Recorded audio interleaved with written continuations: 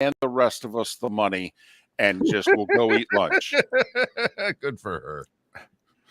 Good for her. And she called me up and she said, remember that meeting you had at Waterman in which you told everybody we'll kumbaya at 6:31, but from 6 to 6:30, get your head out of your butt and do your job?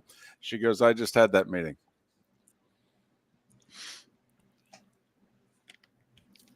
Well, 20 years later.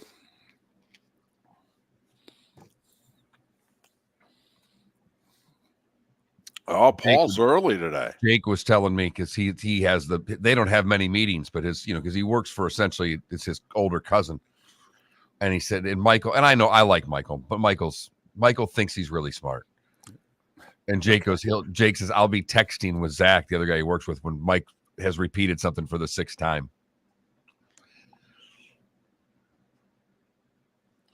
Kennesaw State, baby. That's where we're at.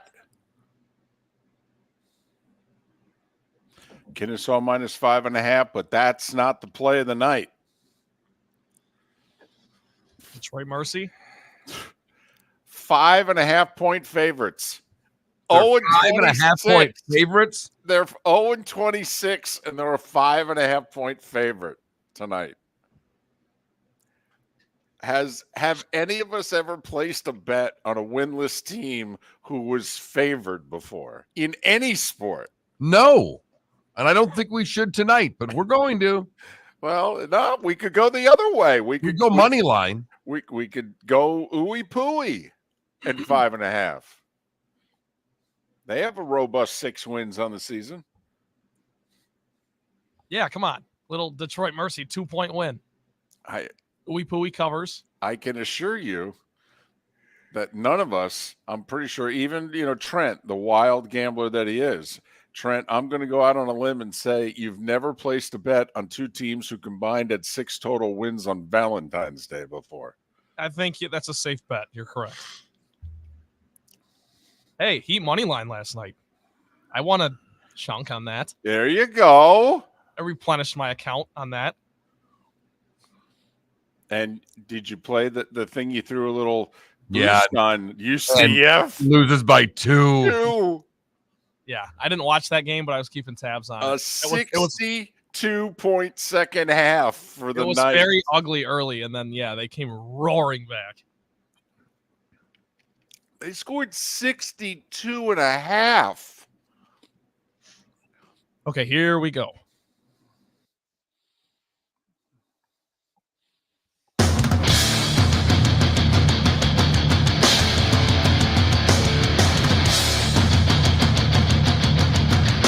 You are listening to Miller and Moulton, exclusively on the Florida Sports Network. And now, here's Mark Miller and David Moulton. Top of the morning to you. It's a hump day, but it's Valentine's Day. Happy Valentine's Day? Is that like Good Morning San Diego? How the heck are you? Miller and Moulton, the Florida Sports Network. FloridaSportsNetwork.com. Top of the morning to you, Mark. Happy Valentine's Day to you and your lovely bride. How are you? I am great, and happy Valentine's Day to you and your bride and the family and all that stuff. Just let's get the candy and chocolates out and go at it. Well, I went all out this Valentine's Day. And by all out, I mean I left town. I'm in Kennesaw, Georgia. I'm broadcasting a college basketball game tonight. We're not even going to see each other for 4 days. That's what I call romance. You got it, baby. That is how you keep the spark alive. Yep. You just leave on Valentine's Day. Absolutely. Okay. I mean, Justin Timberlake is bringing sexy back, and I'm taking it on the road. That's what I'm doing. Of course, anyway, not a dime, by the way. I pulled the Jim Calhoun. Do you remember back in the day he was coaching UConn basketball and the state of Connecticut was having big financial issues? And, of course, a story came out that said he's the highest paid public employee in the state. And he was making like $1.6 million a year, something like that. And at the presser after a game, a reporter is working his way up into the question. He's laying it all out. And he's about 2/3 of the way through the question, and Calhoun just leans forward and says, "Not a dime." And the reporter stops and he goes, "Well, and Calhoun goes, "I'm not giving back a dime." All right, not a dime. I didn't spend a dime. I was chastised. I was told, do not spend the $5, $6 on a Hallmark card. I know you love me. I'd rather buy a Starbucks. There you go. There you go. So when she buys her, you could DoorDash her a Starbucks during the show and say Happy Valentine's Day, honey. I don't have to. I left her a $20 bill on the table before I left town. She's got a doctor's appointment this morning. On the way back from the doctor's appointment, she'll get herself a Starbucks. Yeah, Happy Valentine's Day. I'd like a 20 for Valentine's Day. You passing them out this year? If I had known. Tell you what, I'll see you guys in a couple weeks. I'll walk in. I'll hand you both a 20. That'd be like, that's my per diem. I was going to say for Trent, that's 3 days pay. And secondly, it's a week's worth of bets. Although apparently the Miami Heat last night made him so much money, he might be able to afford to keep gambling through the rest of the month. Mr. High Roller over there. Take him when you can get him, David. Yep. Absolutely. Back to back for the Bucks, and the Heat got it done last night. Listen, I don't want to say that this Hard Rock app has got people gambling or anything, but, we got people in the Twitch chat room saying they bet Illinois State last night in men's basketball. It's funny. I didn't think they were going to win outright, but I saw that game and the big number, and Indiana State was just ranked for the first time. And since 1979, I'm like, Illinois State's going to play them hard. I did not think they were going to win, but I'm like, they see a ranked team. Yep. It's like, to hell with that. We're going to go get them. Yeah, it's like what FAU's getting every night this year. Every night. I think FAU, when they get into the tournament, not that they're going to have a better run than they did last year. That's impossible. But they're going to be every bit more prepared this year. They have been getting everyone's A game from the word go. And they've played good teams and beat them. And they've lost some games to some mediocre teams. And I don't know how good the American is, but I know how good it's been when FAU's played everybody in it. Let me tell you. By the way, your first place team in the American, that's the Bulls of South Florida. Just worth mentioning. That's a hell of a turnaround from the coach who led where I am, Kennesaw State, to the NCAA tournament last year. He was here 4 years. He won one game his first year. By his fourth year, he won like 25 and took him to the dance. Now he's in South Florida. He's got him in first place in mid-February in the American. That program's been a dumpster fire for 15 years. Amir Abdul-Rahim. He can coach. Yes, he can. There's no doubt there, man. You're right about USF. You and I have always had a soft spot for USF since going to see them play West Virginia in football, going back a lot of years now when they were ranked and Jim Levitt was the coach and all that type of stuff. But so we followed this program on both sides, football and basketball, and wondered, and even women's basketball, because, well, the school that David and I follow more closely, USF won't play them. So we've just paid attention. Mm-hmm. And the basketball program on the men's side has been awful. Yep. So for them to do what they're doing this year is a remarkable turnaround. And quick tangent, they host FAU this weekend for first in the conference. It'll be interesting to see if the crowds show up. But it's also good, I think, for just sports in this state. I mean, we've said that South Florida is going to end up in the ACC. I think it's going to happen within 2 to 3 years that South Florida is going to be in the ACC. When Florida State engineers their exit from the ACC and other schools will follow, it's our belief, and the ACC is going to have to come scrambling for some teams to replace them, and we think South Florida might be the first phone call. So we think South Florida is going to be back in a quote-unquote Power 5 conference here, middle of the decade, end of the decade at the latest. And it looks like right now, Mark, they have made 2 terrific hires in football and men's basketball. And with the on-campus football stadium coming, and you mentioned the crowd, I've watched a decent amount of FAU basketball this year. They're a draw. Yeah. I mean, they played in my backyard against FGCU. The game was, if it wasn't sold out, it was nearly sold out. No, it was sold out. Just watched the game against Wichita State, packed crowd for that game. And Wichita's, even though they have a great history and program and the fans are loyal, but they've won 7 games this year, Wichita State. So they have been a draw when they have gone on the road. So I think there'll be a crowd there Saturday. It's either Saturday or Sunday. Or Sunday, I mean, I'm hosting, FAU. But off on a tangent on this Valentine's Day, giving South Florida some love. See, we're in a giving mood this morning. We are. We're happy and peppy, and we're bursting with love on this Valentine's Day. But I reckon we need a poll question that somehow encompasses Valentine's Day. I don't know if you work sports into a Valentine's Day thing. I don't know, a team that you love, or I thought that could be a little theme for the text line. Who was your first sports love? Oh, team or athlete? Either. Okay. I'm not going to discriminate on Valentine's Day. If it's a team, it's a team. If it's a player, it's a player. So for me, because I grew up in a town about 100 miles north of Detroit, Michigan, we had a minor league hockey team. My first sports love was that team. The Tigers were probably my first love, but the first players that I really had an affinity towards were these minor league hockey players, because that was the first team that I watched in person a lot. Yeah, that's tough for me growing up in kind of north central Jersey. I got into sports when I was like 8, and yeah, that'd be tough. Was it my grandmother on my dad's side, who was a huge Mets fan? Because I spent a lot of time with my grandparents. My dad was out of the picture. My mom worked all the time. She worked 3 jobs. And I would spend weekends with my grandparents. Okay. And either 2 and 2 in a month or 3 and 1. And so my dad's mom was the big Mets fan. And we watched all the Mets games together. I mean, literally, my mom used to drop me off on a Friday. Mom, you got to get me there by 7. I mean, so I could get the whole 3-game weekend series, Mark. Okay. Friday night, and Grandma Moulton would make me cheeseburgers on Wonder Bread. They were greasy. They were they were so bad. They were amazing. All right. And then, Saturday, also Friday night fights, Mark. Yeah. Saturday, some wrestling and the Mets. Sunday afternoon, the Mets.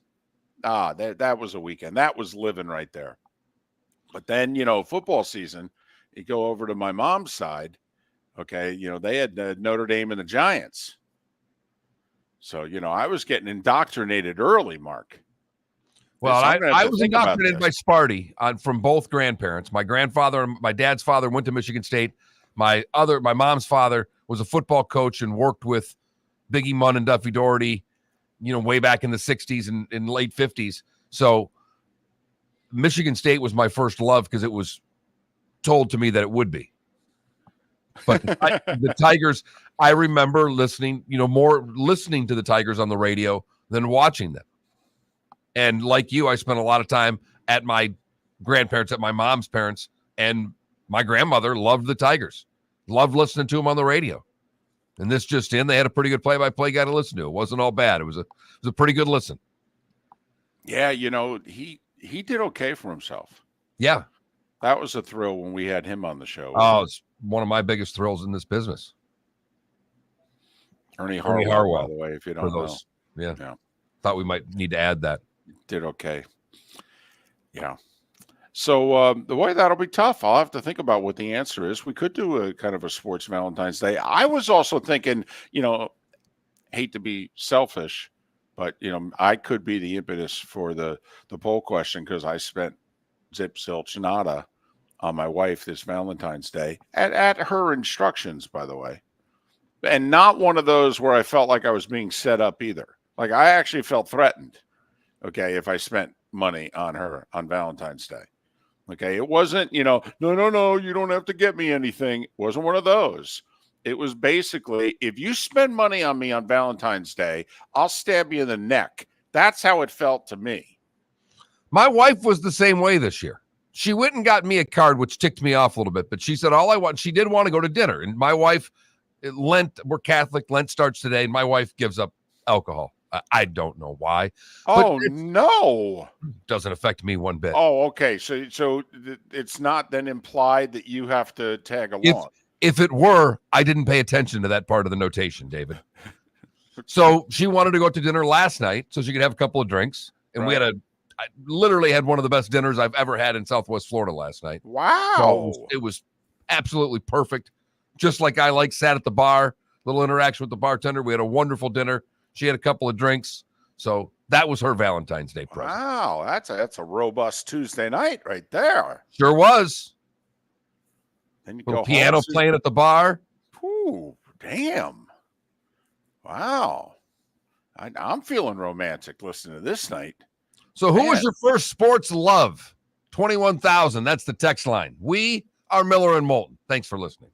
Mark Miller for Molly Maid. Why Molly Maid, you ask? Trust. Moulton was a customer for 15 years. Affordability.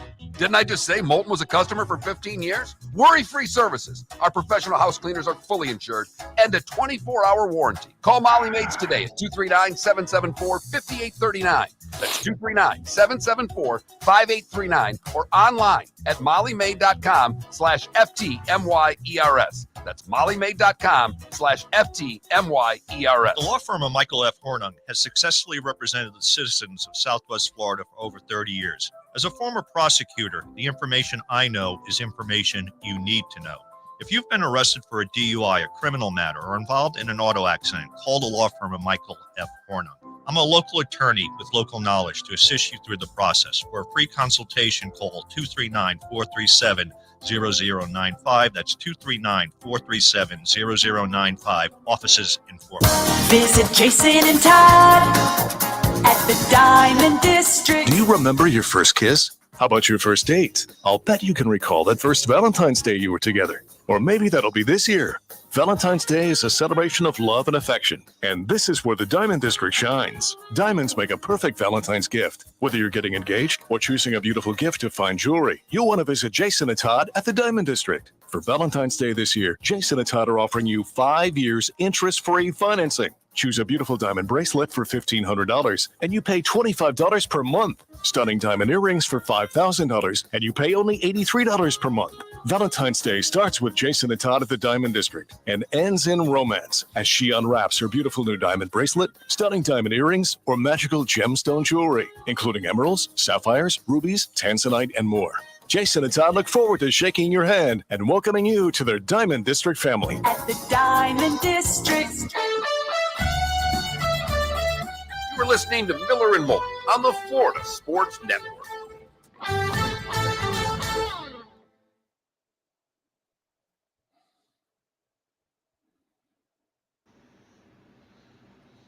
David, looking at the slate tonight, we are not taking DePaul plus 24.5.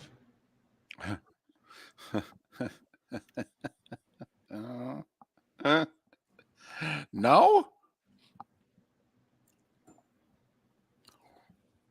That's one of the worst teams in college basketball. Yeah. Somebody prominent nationally proposed that the Big East make a trade. They send DePaul to the A-10 and they take Dayton.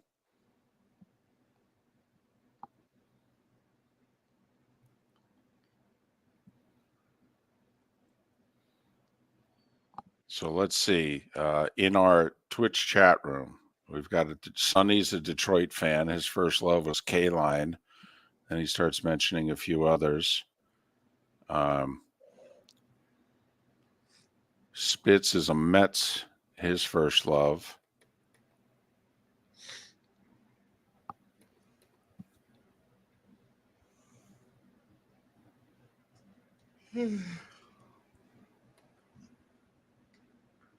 I got this segment. You don't even, you just need to play along. So I'll just reintroduce us. Yeah. Okay.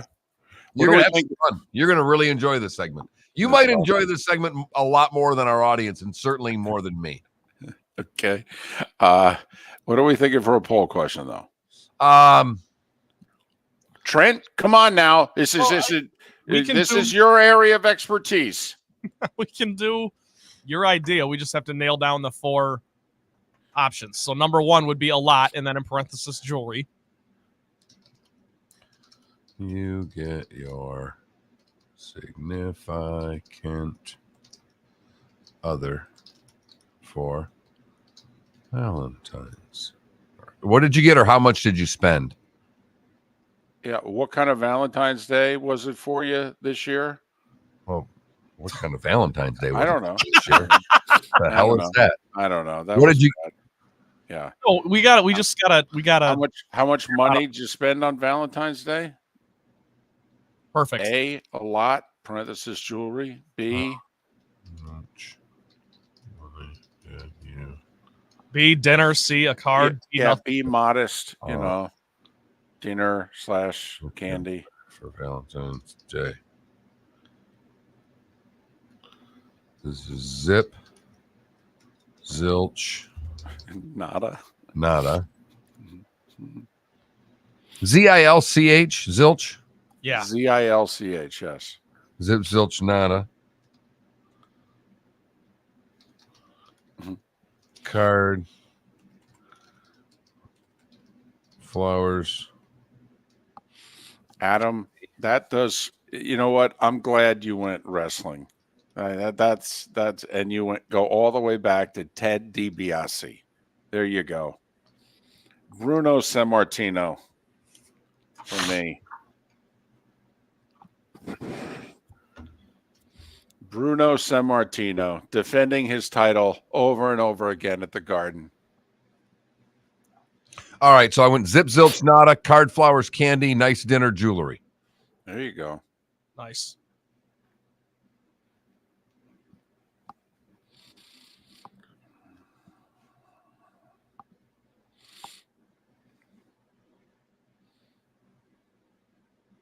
Trent's probably thinking, you know what? Thank God I don't have a Valentine.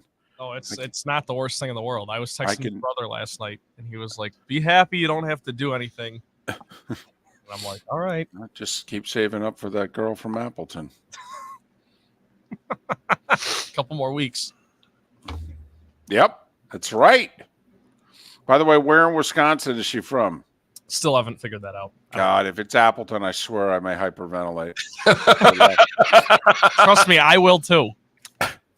Well, yeah, you will, because where are you from? Appleton. You'll start laughing. You'll be like, "What? No, you don't understand." I'll be like, "I'll tell you later." I know. Blame me. Listen, sorry I made such a bad first impression. All right, got to blame the guys I work with.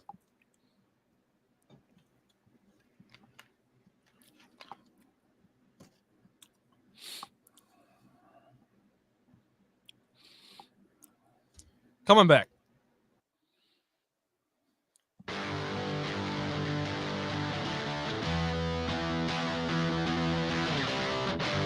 You're listening to Miller and Moulton, only on the Florida Sports Network. 21 minutes past the hour. Thanks so much for being with us on a hump day of Valentine's Day. Happy Valentine's Day. You know, from Miller and Moulton. We love you. Hopefully you at least like us. You know, it's better if we're the ones that are giving more in this relationship. You know, we don't ask anything of you. We don't ask of money. You don't have to get us any gifts. Okay. I don't know about that. No, hey, we'll let them subscribe to our Twitch channel. Oh, well, okay. That's true. They want to spend a couple shekels on that. I mean, if they have Amazon Prime, it's free. You just have to sign up. It's a little bit of a pain, but it's actually free, and we get a couple of shekels out of it. So we'd like that. Okay. I'm not afraid to ask for that.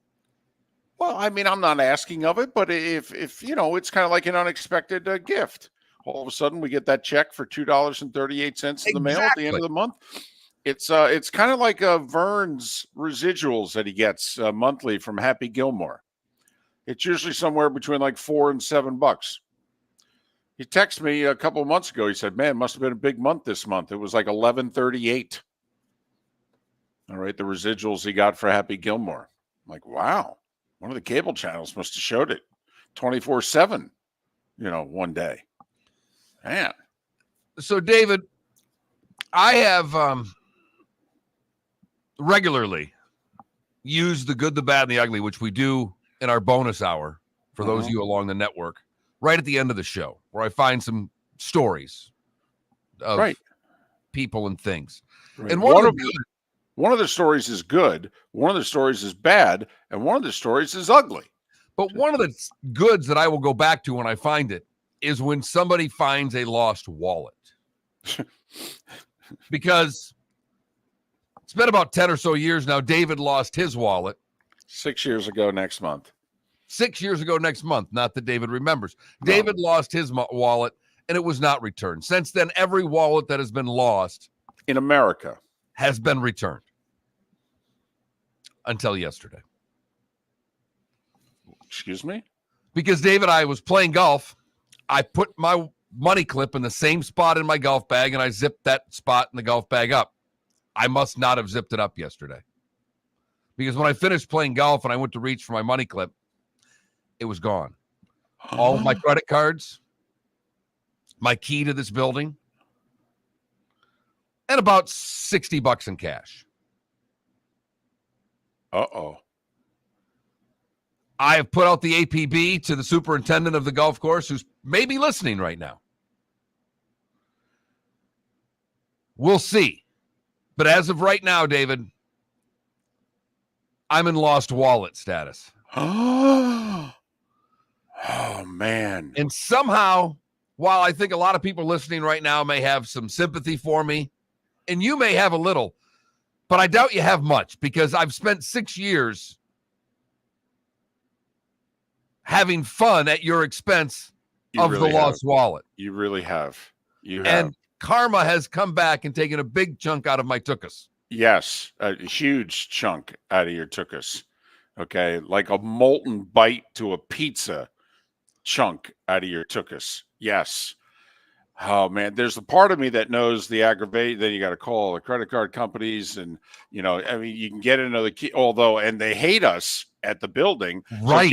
So getting another key to the building, I mean, we can't even get the equipment fixed. Okay, never mind. They don't want you in the building to begin with. Why are they going to give you another key to it? That's problem number one. Now, I have not canceled a card yet, because my credit cards, if anything charged, my phone lights up like a Christmas tree anytime my credit card's used. Oh, really? Yes. No, I don't have that. So I am giving it a little time before I cancel everything because of where I lost it. Right. So you lost it on a golf course? Yes. Okay. By the way, did you spend any time yesterday? Did you get back in your cart and start? So you didn't even try? No. Huh. Late in the day, had to get the daughter to soccer practice. It was pretty much, borrow $30 from the guy I'm playing with so I can pay the game. Right. And go from there. When I realized I had lost my wallet, we were doing the show from your house. It was the beginning of our second act together. And I got to your gate. And I reached in my wallet to show my identification, to get through the gate, because I was on the list. Okay. But I had to show my ID. And oh my goodness, I didn't have my wallet. And so I spun around and went back to the convenience store, which is 15 minutes away, because it was by my house. And in a panic, and obviously it wasn't there, because we ended up seeing on videotape that the guy who was, standing two behind me saw my wallet, took it, put it in his pocket, and walked out the store with it. But okay, so now here we go. So keys to the building, credit cards. Does the money clip have any significance? Was it? It actually does. It was an anniversary present from my wife. Okay. That stings as much as any of it. And what really bothered me was that I had something from my late grandfather in my wallet. Okay. And that was really, it was the only thing I wanted back. And of course, the guy couldn't do that. So. No. So wallet on the loose. Wow. I am very torn. Okay. I want to sing the, na-na song. Na. I want to celebrate and taunt all at the same time. But then I'm like, oh, man. na, na, na, na, na. The Yeah. wallet is lost. Goodbye. I mean, there's a whole bunch of, in my head, I'm going to be singing throughout the day. It's payback. It's payback. You blankety blank. Goodbye. Yep. Oh, yeah. I wasn't expecting any sympathy from you, David. I part of me yesterday, and so I just went on with my day. I mean, what do? You just keep doing what you're doing. Right. And I'm going, Moulton is just going to crush me. Well, and I have to admit, first couple of moments, I was very sympathetic. But then, the more I thought about it, it's like, you 6 years, you have just beaten me about the head and chest with this. And you've included it in every good, bad, and ugly. Every time you find this crazy story about a wallet being returned, it's the good. Because it is good. It is good. But at least, you know what? There's a part of me, this will renew my faith in humanity if you don't get it back. Okay, because honestly, I thought it was me, because it seems like every lost wallet's been returned in North America for 6 years. So there's a part of me that, outside, I just hope you get the money clip back. I hope whoever has it is listening and they just find a way. If you could just return the key to the building and the money clip. I wouldn't mind the credit cards and the driver's license too. Okay, I'll tell you what. You can keep the money. Just give me the cards and the money clip. Tell you what, driver's license, money clip, key to the building. No. Make him call and get new credit cards. He has to get some aggravation out of this. Okay, because the $60 that won't bother Mark at all. Okay, but having to call the new credit cards, just you need some aggravation from this. So if you're listening, just return the license, the key, the white key card to get into the building here.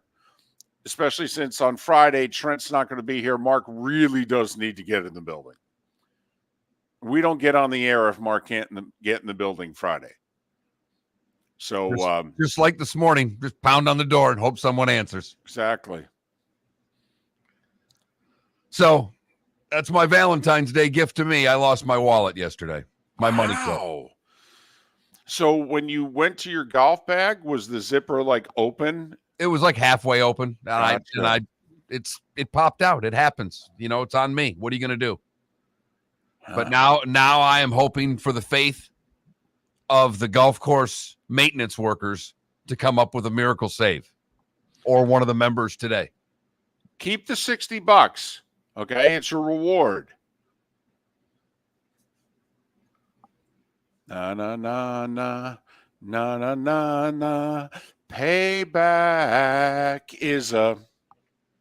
Located on the East Trail, locally owned Naples Tiki Bar and Grill is an outdoor eatery next to the Hitching Post Shopping Center. Island-inspired food with a true tiki theme. The best place in Naples to enjoy the beautiful weather in Southwest Florida. The Naples Tiki Bar and Grill offers a great menu for dine-in or takeout. Enjoy our famous pulled pork, huge burgers, and tiki bar cocktails. Don't miss happy hour every day from 3 to 6 and live music 7 days a week. See you soon at the Naples Tiki Bar and Grill, 11498 Tamiami Trail East. Mark Miller for Molly Maid. Why Molly Maid, you ask?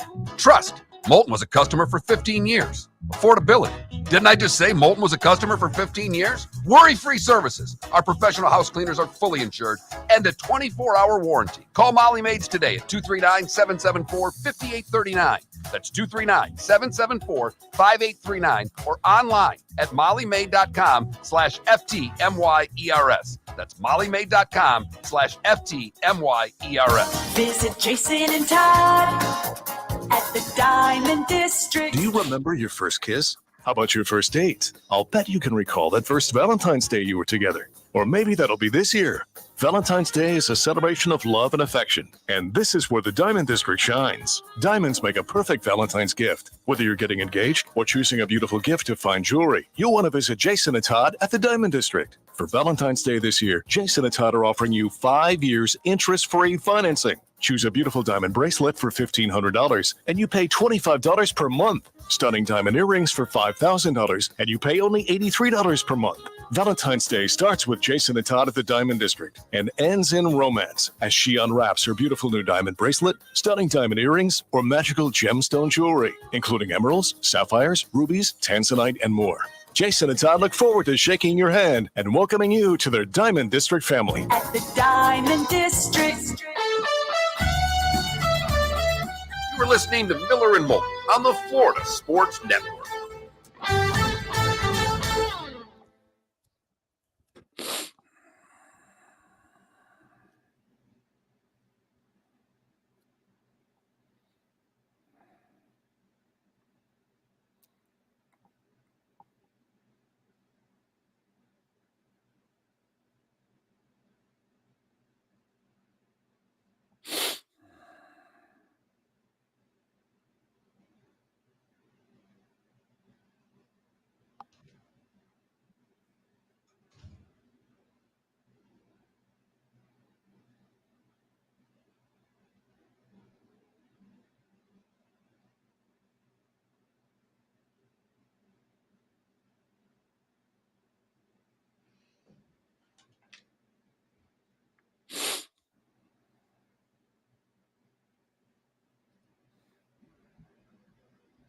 Yeah, my heart sank. I reached in to grab it. It's always in the same spot, and it wasn't there. And I'm like, you've got to be kidding me.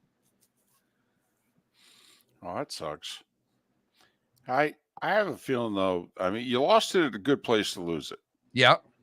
I'm just more worried that a mower's going to shred it. Possible. It's possible. But what time of day was it? Like, I played at 1. It's between 1 and 5. And it was a shotgun start. So, it's not like I could just go racing down back 1, if you know what I mean. right. And I played great and won lots of money, too. Oh, good. You needed it.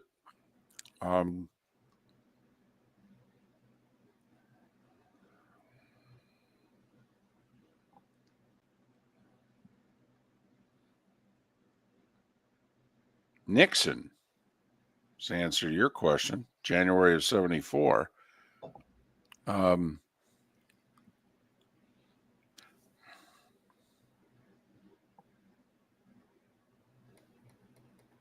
It's funny, Johnny Mac, but I hit it well yesterday. There wasn't a lot of time spent on the woods.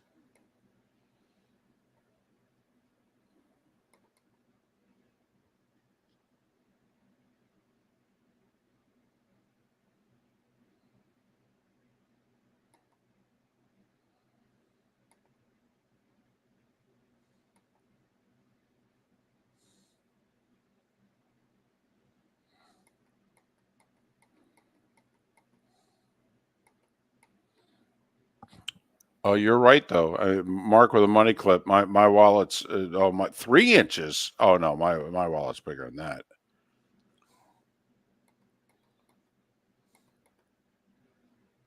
Okay, Racer. Not only I went back to the convenience store after the show that day, had the manager pull the video. We saw the video. I took my wallet out. I paid for something. I left it on the counter. We saw the guy behind me see the wallet, take it, put it in his pants. All right, in the pocket. A clear view of who the guy was. We called the sheriffs, brought him over. They saw the video. The manager actually knew the guy, knew his name. Okay. And the sheriff went to me and his question was, so, how much money did you have in your wallet? And I go, well, I had 6 credit cards. I mean, I have $100,000 worth of credit in that wallet.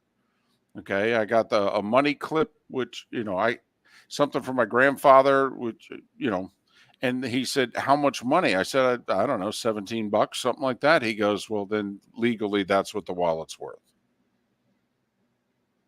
And I go, yeah, but it's worth a lot more than that. My license, $100,000 in credit limit, probably more than that actually. And they're like, we're not going to go after a wallet with $17 cash. I said, we know who the guy is. They know where he lives. And they just said, we're not going to do it. Okay, great.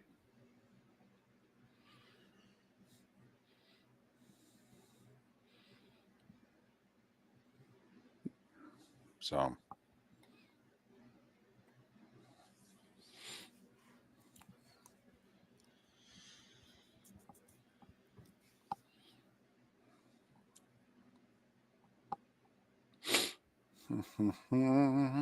Here we go.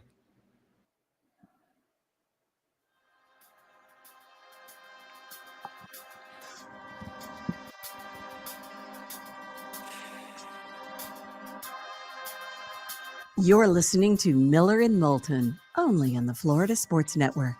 And now, here's Mark Miller and David Moulton. 22 minutes before the hour. Bill Bender will join us 1 hour from now. And you'll know why Bill Bender, who covers college football mostly, but college sports for the Sporting News, will be joining us coming up in a moment when we go through the starting five. Happy Valentine's Day. And if you don't have a Valentine on this Valentine's Day, well, just, look at it as it's saving you money. That's not so bad. I mean, Trent's happy as a clam. He won money on the Miami Heat last night. He doesn't have anybody he's got to spend it on except himself. Trent, your happiness factor on a scale of 1 to 10 right now. 10. It's always there. He is even yesterday. He says after the show, I wasn't having a good day, guys. Sorry. I think yesterday it was at a 9.5. Right. He was. He did. He sounded slightly bummed yesterday. We could tell. He still had a smile on his face, and when we put him on camera a couple times on the Twitch.tv version of the show, he was still smiling. Okay. And then not only that, he apologized. Okay. He gave us a 9.5 day yesterday, and he apologized for it.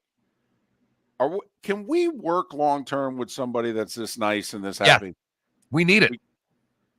It's a good yin to our yang. There's no doubt we need it. But see, you and I have that in our lives. We married it. Okay. We always used work as the key 4 to 5 hours to get away from that. So we could go to our, Snarkville, Miseryville, Grumpyville. Yeah, but both our wives have gotten a lot more snarky in the last 10 years. Yeah, well, they have. That's our effect on them. We've made them less nice than they were. That's true. That's our impact on them. Let's see if we can do it to Trent then. Give us time. Right, give us time. Right. Right now, he's winning. He's his optimism, his happiness is, rubbing off on us. Our hope is by the summer, our snark can be rubbing off on him. You guys are running the marathon, not the sprint. That's it. Totally. We've been running a long time. Yes. Okay. We don't look like we can go the distance, but trust us, we can. Right now it is time for the starting five. 5 stories you need to know. It's the starting 5 on Miller and Moulton. Here's number 1. Hey, the Chiefs are having their Super Bowl parade today. No Taylor Swift.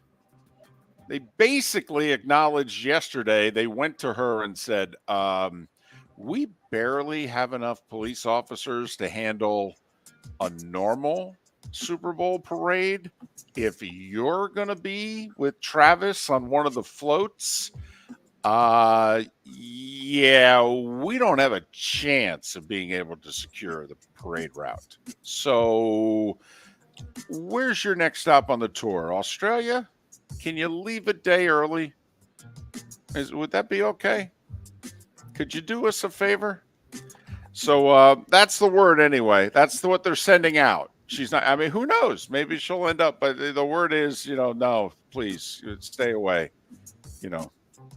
So Super Bowl parade, noon Eastern, 11 local for the Chiefs. And apparently, Mark, their parade route's going to go past where the Royals had the press conference, and they want their new stadium to be downtown.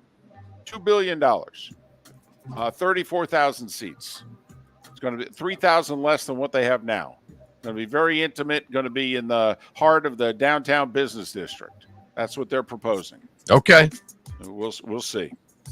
What is emerging from the Super Bowl, Mark, how one of the favorite things that we like about hockey is how those guys will play the Stanley Cup playoffs, and they're playing for free. Okay, their last check was the end of the regular season. Yeah, there's a playoff pool of money and what have you, but it's a 2-month grind. playing basically every other day for 2 months when you're battling all the way to the end for Lord Stanley's Cup. And when the list of surgeries get announced at the end of the season in hockey, and you're like, oh my goodness, how did they even show up for work? Never mind play. Yeah. So we all know about Dre Greenlaw. He tore his Achilles running out onto the field. That's embarrassing. But defensive tackle Eric Armstead apparently played the last 2 months of the season with a torn meniscus in his right knee. He hurt it against the Eagles on December 4th. Okay. Now, he didn't play for like a month afterwards, but he played the whole playoffs, all 3 playoff games on a torn meniscus. Defensive tackle Javon Hargrave had a torn ligament in one of his thumbs. This just in, it's very difficult to tackle when you can't, grab somebody with one of your 2 hands. Try holding on to something without your thumb. See how it goes. Kind of separate us from animals. Exactly. It is. Okay, that, and we can give a post-game interview, and they can't. All right? That's a biggie, too. It is for me. Okay, Secretariat ahead of Oscar Robertson. Anyway, Chiefs lineman Nick Allegretti. He had to play. He had to play because of Joe Thuney had the torn pectoral muscle. Well, Allegretti apparently early in the game tore his elbow ligament. He tore his UCL. Try block. That wasn't painful or anything. Trying to block like Eric Armstead, okay, and then what have you with a torn elbow ligament. That's no big deal. So that's just some of the injuries that are emerging from the Super Bowl. They think Armstead will be ready by training camp. Greenlaw, that's a different story. Torn Achilles, it happens early February. Not sure when Dre Greenlaw returns to the Niners. That one bears watching. The Lions, by the way, made an interesting signing yesterday. They signed the CFL Defensive Player of the Year, 28-year-old defensive lineman Matthew Betts.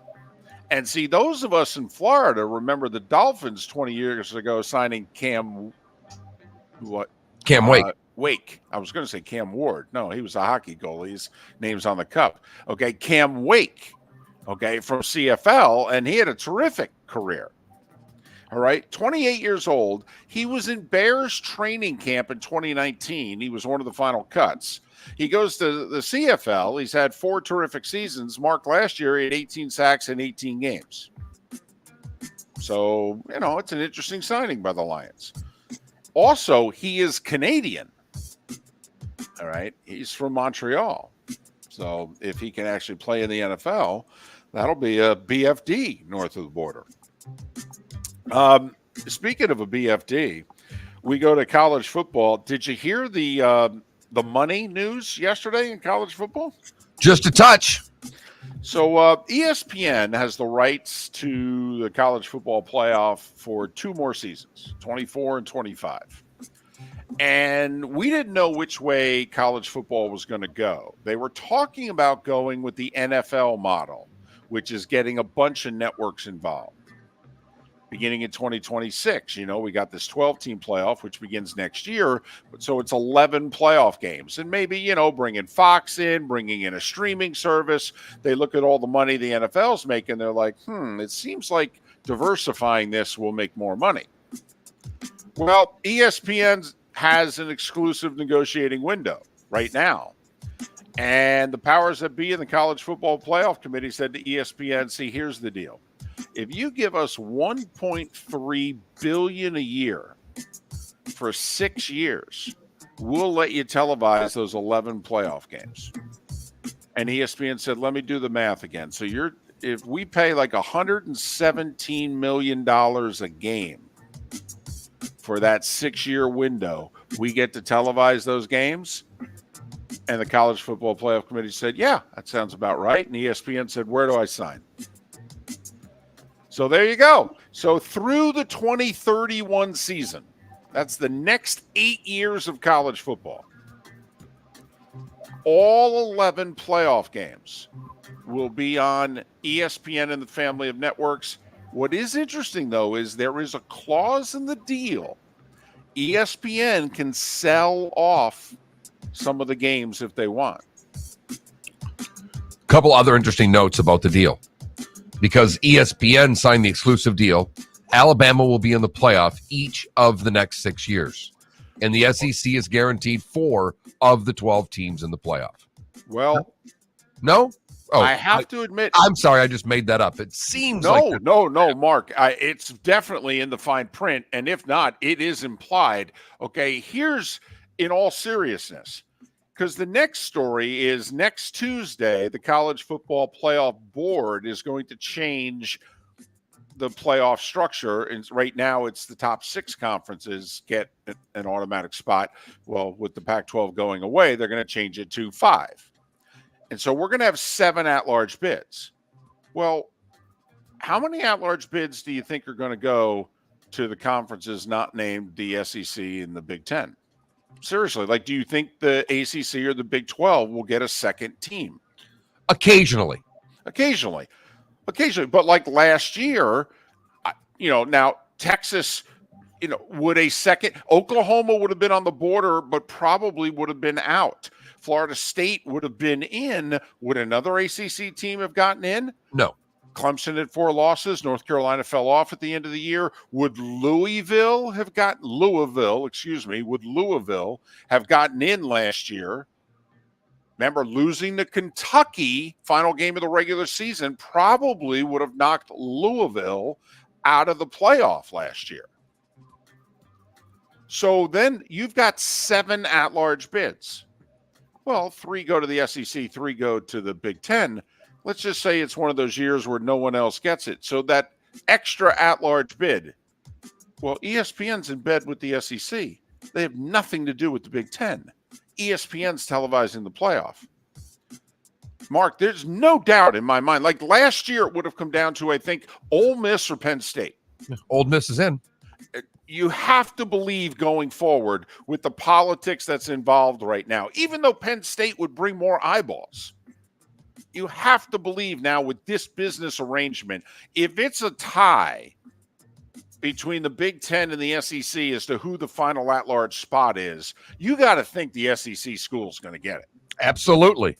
The tie goes to the runner, and in this case, David, the runner is the SEC. Very quickly, NBA. The Magic retired Shaq's number last night. First number retired in franchise history. And then they lost at home to OKC by 14. The Heat went to Milwaukee, beat the Bucks by 26 with no Jimmy Butler. Bam, a triple-double, 16, 12, and 11. Tatum with 41. The Celtics won.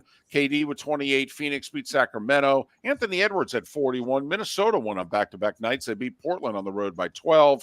Lakers have won 5 of 6. They beat Detroit by 14. College hoops, well, our system worked at least one game last night. 7th-ranked Carolina on the road lost at Syracuse 86-79. First win over a top 10 team for the Cuse in 5 years.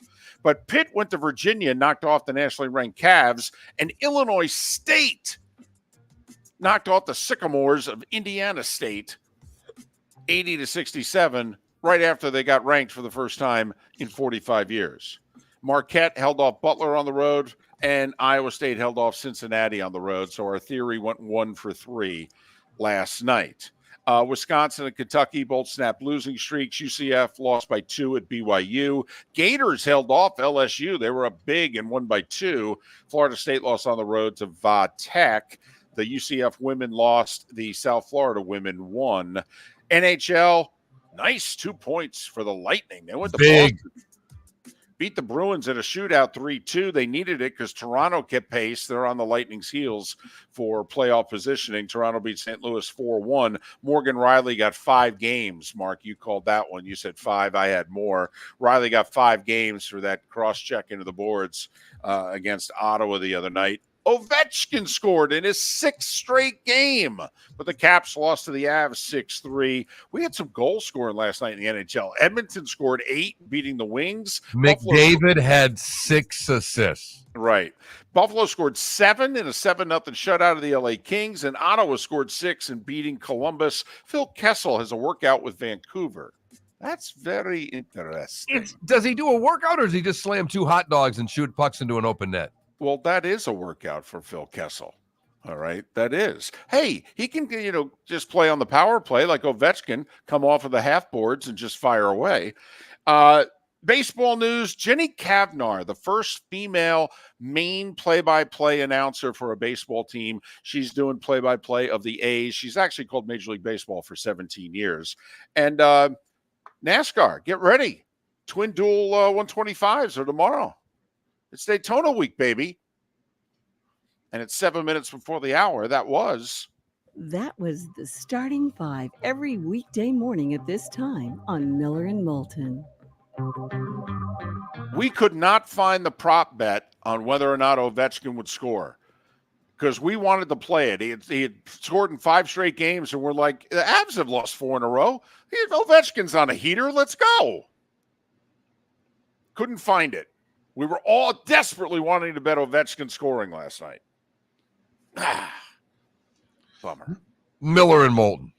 Great show lined up. Bill Bender, Seth Everett, all still ahead. Thanks for listening on the Florida Sports Network.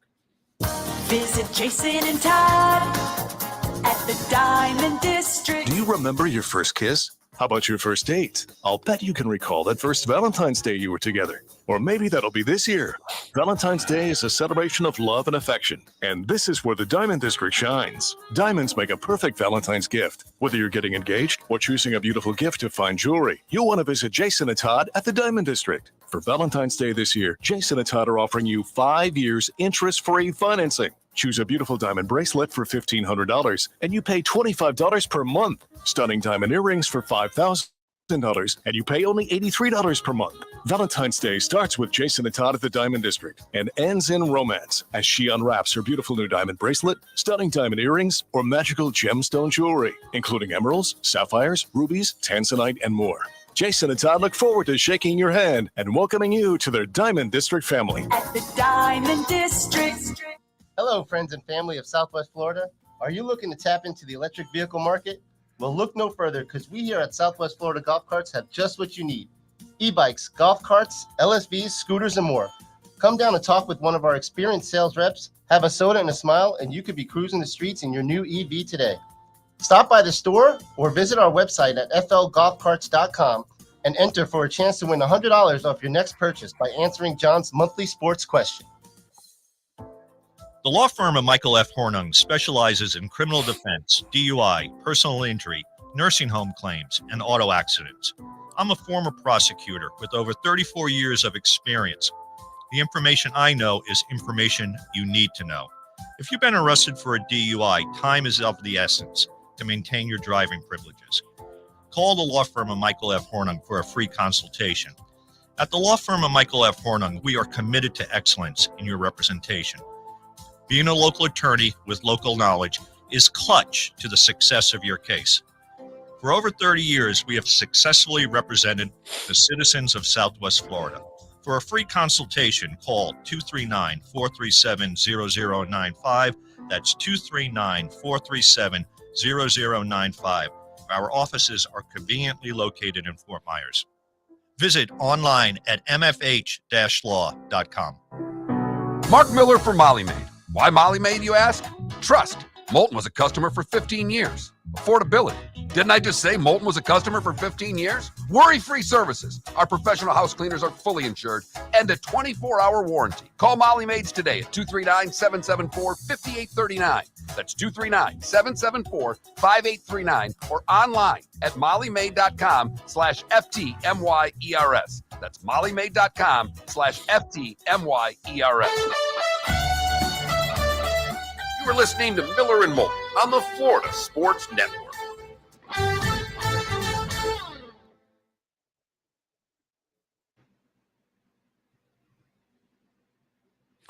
If I said twin 125s, that's a Freudian slip because obviously it's been twin 150s for a while. Yeah, Spitz, that's what we've been talking about. We've got the Hard Rock app, but that's all you have in Florida. You don't have anything else. So if FanDuel had an Ovechkin, prop bet, we could have bet it. And Adam, the Jacksonville coach had never been ejected before Saturday afternoon in a game. And the referee who ejected him has been suspended for the rest of the year. So the coach was not necessarily to blame, if you know what I mean.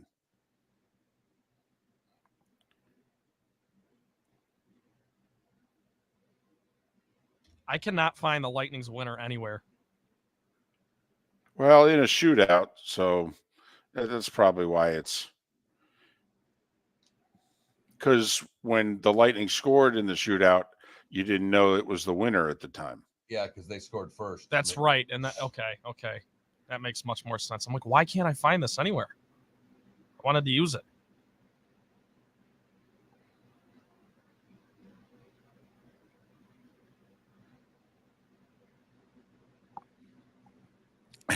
Joe's stats guy, Svita, he just sent me the IUPUI Detroit Mercy little graphic on his.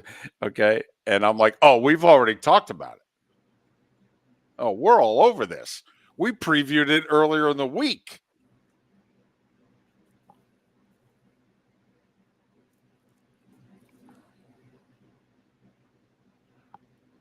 Yeah. Yeah, Mello. He was ejected. What was weird was that usually an official makes a signal, you've been teed up and what have you. The official didn't make a signal with either technical. Apparently, he just said, "You're out of here."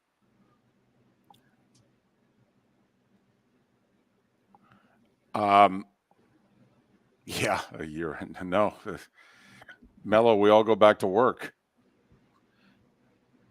A, we can't afford the time off for the retreat, and B, we can't afford the retreat.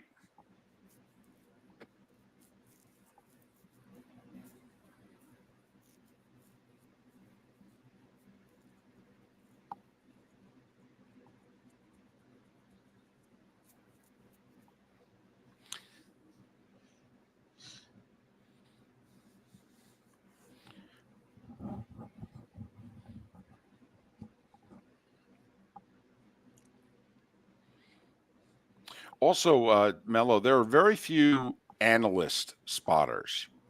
Play-by-play guys get the spotters. They get a spotter to help them with, names, numbers, and then they have a stats guy. But only the quote-unquote A-team analysts have spotters. Romo's got his college buddy, Tommy Collinsworth. I don't know who Collinsworth has, but he's got somebody. Greg Olson has his brother. Troy has me. Herb Street has a guy named Tony, who's also part of the Monday Night Football crew, who I guess was working with the analysts until Troy brought me over. Coming back.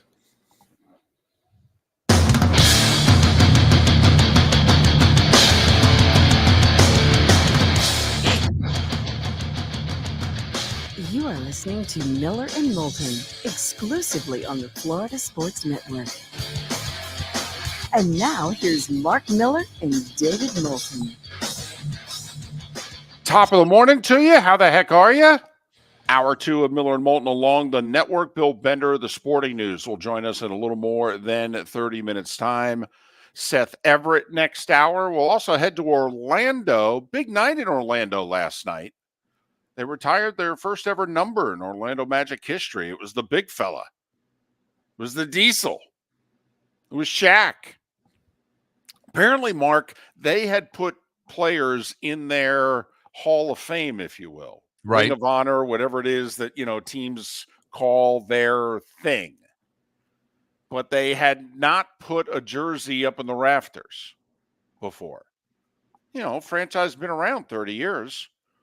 And so they finally retired somebody's jersey, and they started with Shaq. Good spot to start. It is, even though he played just the 5 years in Orlando.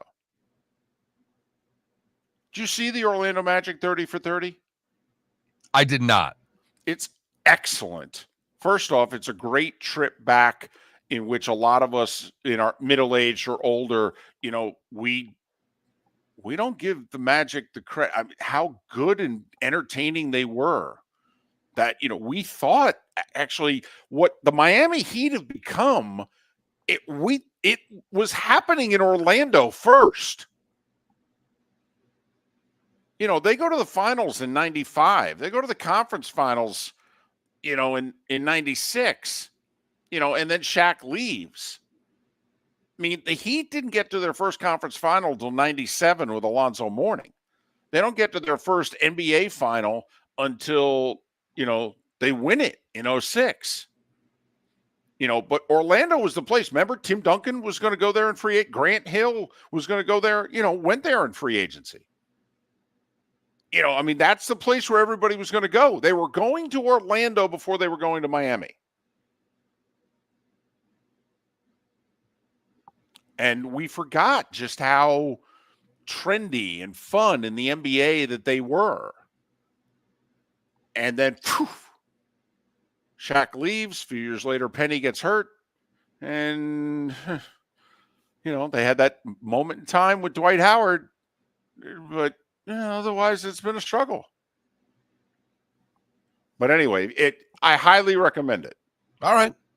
The mid-'90s Magic are probably one of the most forgotten about teams in history as far as what they accomplished, because they are one of, along with the Bad Boys, probably the only team that ever beat Michael Jordan. And it slips through the cracks because that was when Jordan came back from baseball. Right. We don't give them credit for it. Right. Because we thought Jordan wasn't really in shape. And, it's the only time we ever saw Michael throw a game away.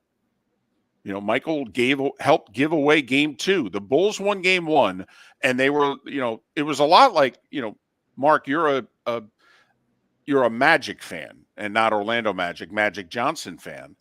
And remember the 84 finals, Lakers Celtics. So Lakers won game 1, and they're 30 seconds away from sweeping in Boston and going home. Hell, they're going to win this series in 4. And Magic with a key turnover in the final 30 seconds, steal, layup, forces overtime, they lose.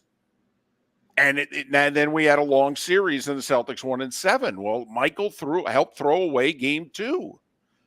And Orlando stole it, got back in the series, went to Chicago, won a game, ended up winning in 6.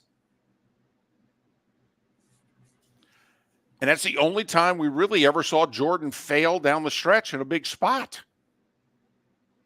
And so we gave him a pass. We said, well, come on. He was playing baseball 2 months ago. He's not in shape.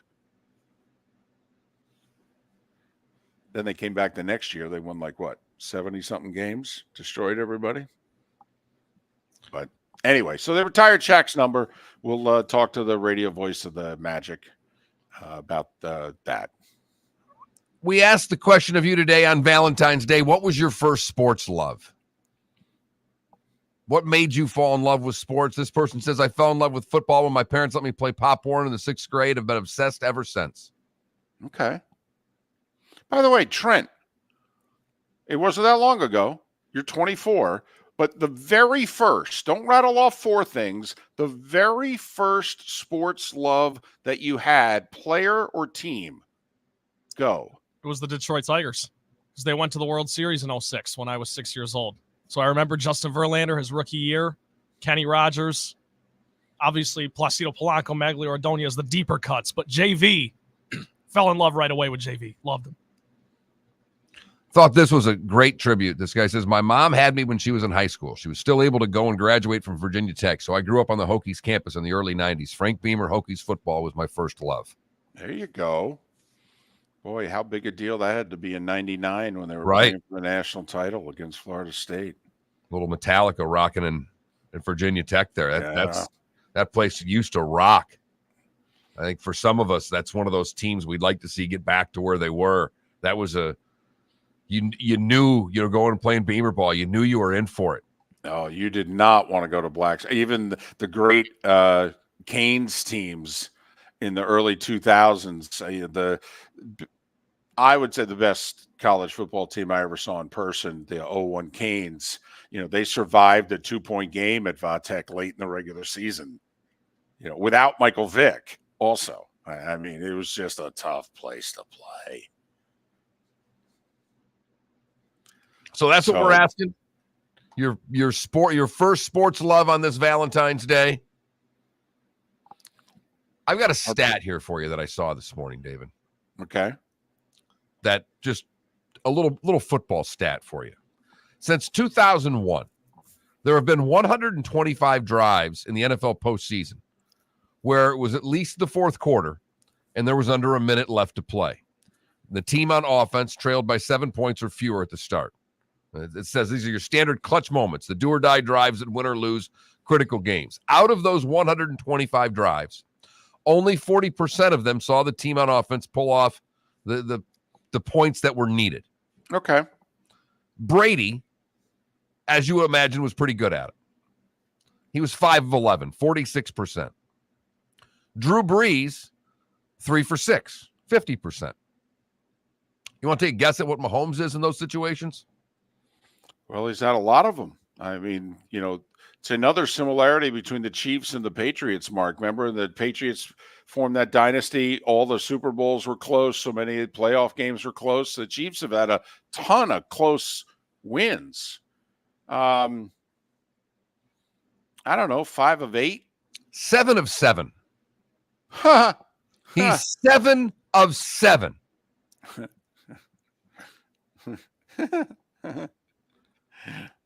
So when people start trying to say he's the GOAT or he's pulling in on the GOAT or he's in the conversation of the GOAT, yeah, he is in the conversation. So, and I'm being serious here when I say this. Do you keep that with you if you're a head coach next year and the year after? And do you go for it maybe on a fourth down situation because you're like, listen, you got to kill this guy to beat him? Feel that settling for the field goal here, no matter how it may look on the scoreboard, unless it's going to take us from 6 to 9 and make it a 2-score lead. That do you, because like I heard a caller at a Pat show yesterday who thought that the Niners in overtime should have gone for it on fourth down. Remember, I think they're inside the 5. And obviously we know that they didn't block Chris Jones and Purdy had to throw it away. And if it wasn't for that blocking mistake, the Niners likely would have scored a touchdown because they had 2 guys wide open. One guy in the right flat and Ayuk running a post and the cornerback fell down. So, I mean, Purdy, you got to figure they're going to score a touchdown there in overtime, if not for that mistake up front. And what he was wondering was, it was like, I think 3rd and 3, 3rd and a long 2. And he's like, I really thought they should have run the ball. He goes, because to me, you couldn't settle for a field goal there. You got 2 plays. You got to make this happen. And I'm just wondering now, do you give Mahomes that much respect? Remember when Belichick, the famous, he didn't want to give the ball back to Peyton, so he went for it 4th and a yard and a half on his own 28.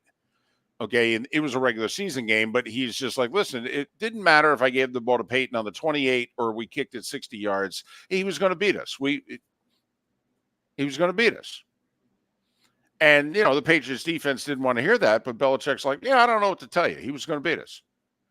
I'm just wondering now going forward, if you get in a situation like that with Mahomes and the Chiefs, do you pull a Dan Campbell? Or is that giving him too much respect? I don't think that it is, David. Maybe it is giving him too much respect, but he is showing that he's unstoppable in the fourth quarter. Yeah, that's pretty good. Playoffs and all, 7 for 7. Right, with the game on the line. Mm-hmm. He's perfect.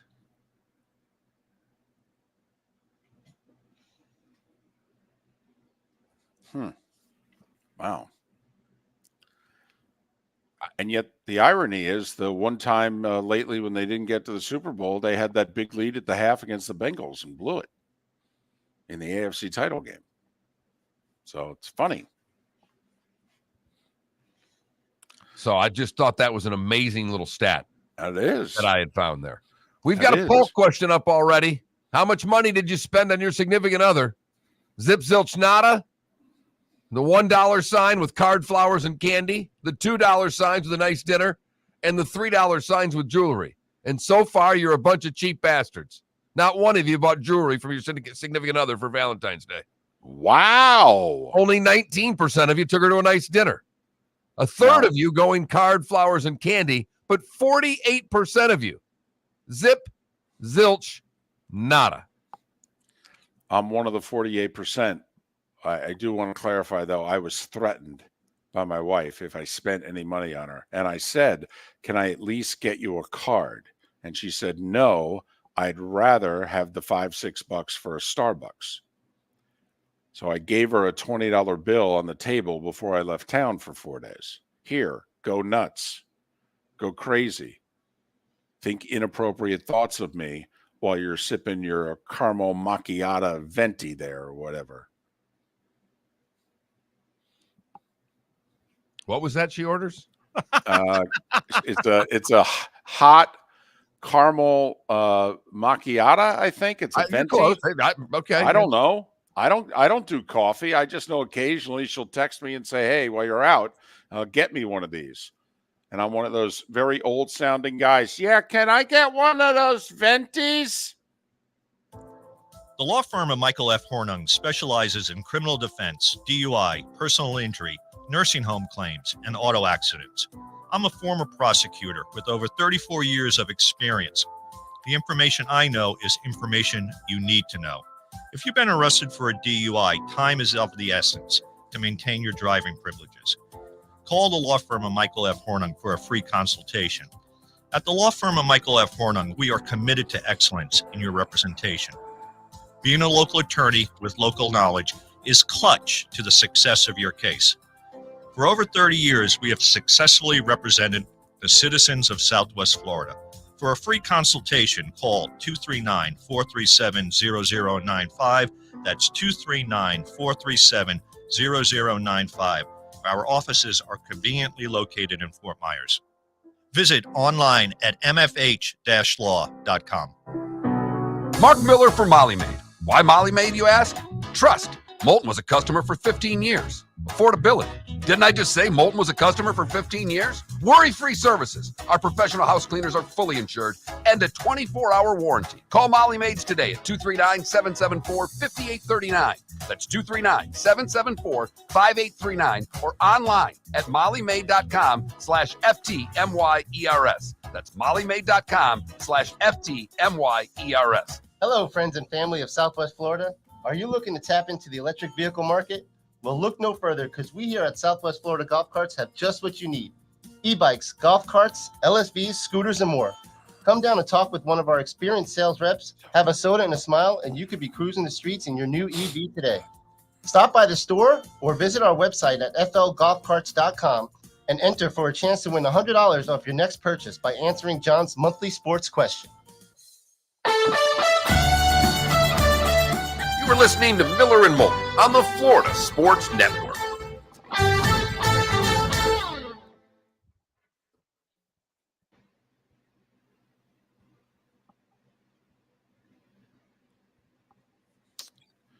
Trent, did you it sounds like you're struggling for a play of the day. Did you hear the call at the end of the Vandy oh boy, the A&M game?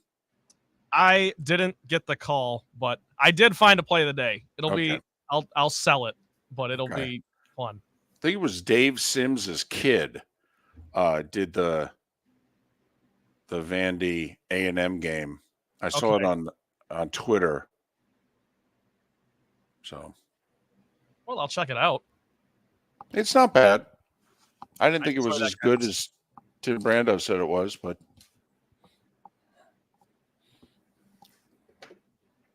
Timmy B.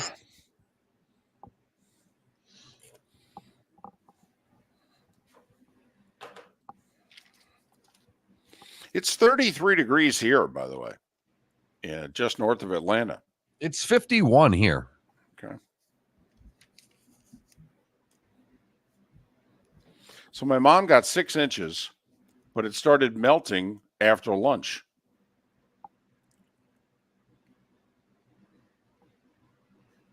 That's weird. So it just got warm enough and then. Yeah, it was just cold enough to snow.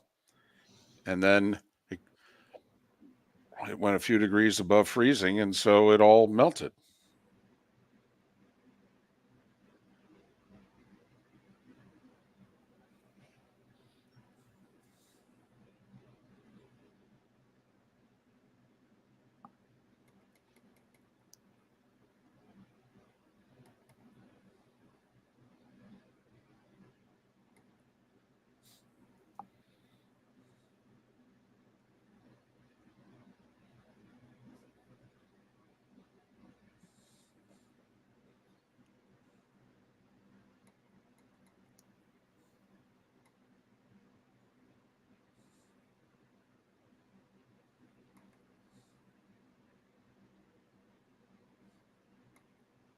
Who was it?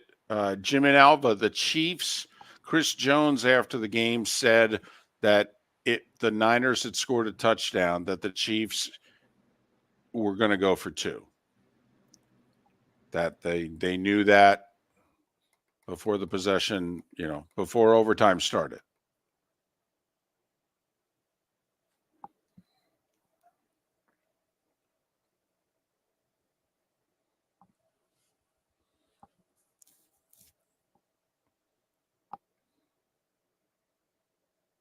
Brizzy B, what year with the Niners?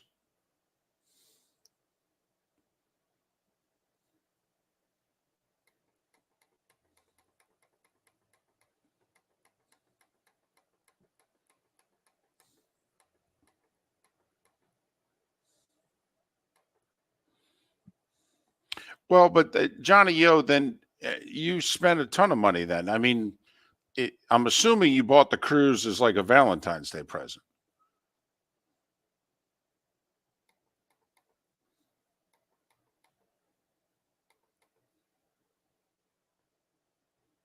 Died in the boating accident? Tom Mees died in a swimming pool.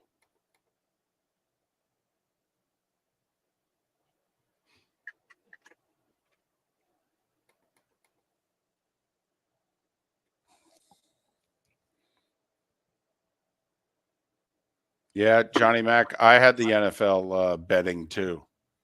NFC, AFC. Oh, yeah.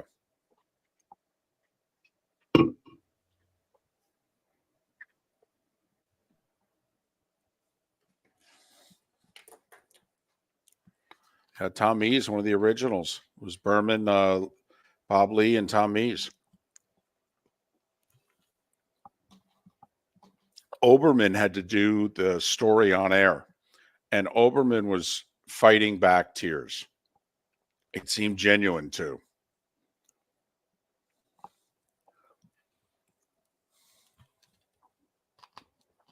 Remember, Mark, the one time we talked to Berman about Mees? And it had been long enough where he wasn't sad, emotional, but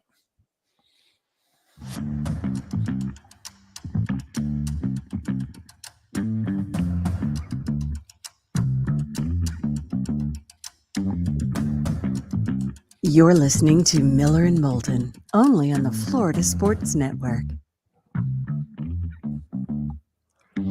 21 minutes past the hour. Bill Bender of the Sporting News. Some big news in the last week in college football.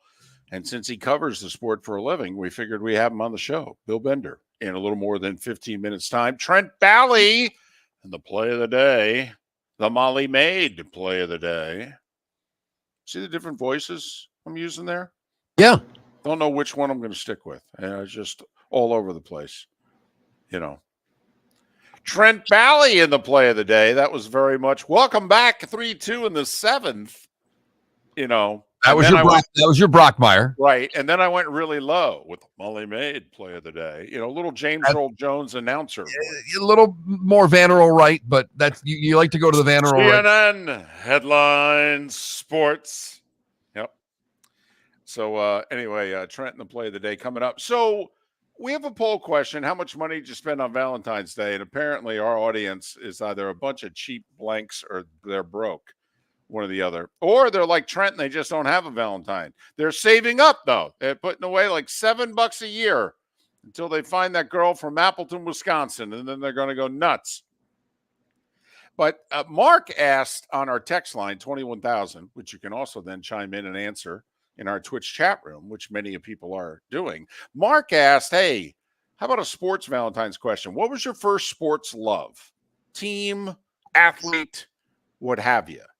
And Mark, here's some of the answers in the Twitch chat room, because you've monitoring the text line. In the Twitch chat room, guy who goes by Sled Puppy says it was the 77 Canadians and Guy Lafleur. That was his first love.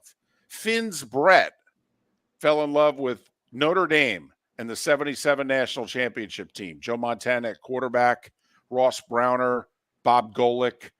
They went to Texas in the Cotton Bowl. They beat undefeated Earl Campbell and the Longhorns 38-10 to win the national title.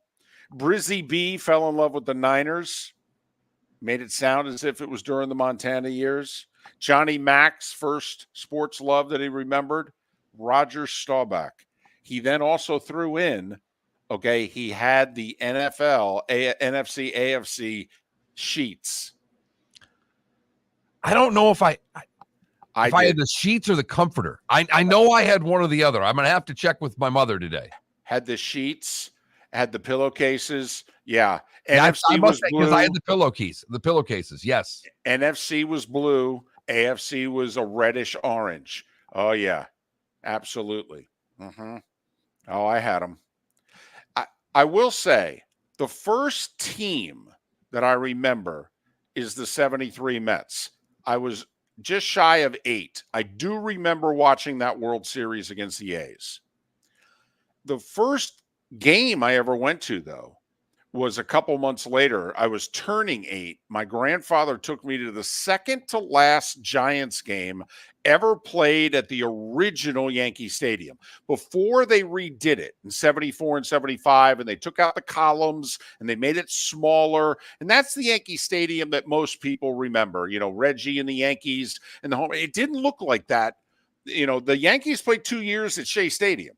In 73, I remember, Mark, I sat next to a column, one of those columns, and you could get an obstructed view seat. Trust me, I went to Tiger Stadium as a kid, so I know exactly what you're talking about.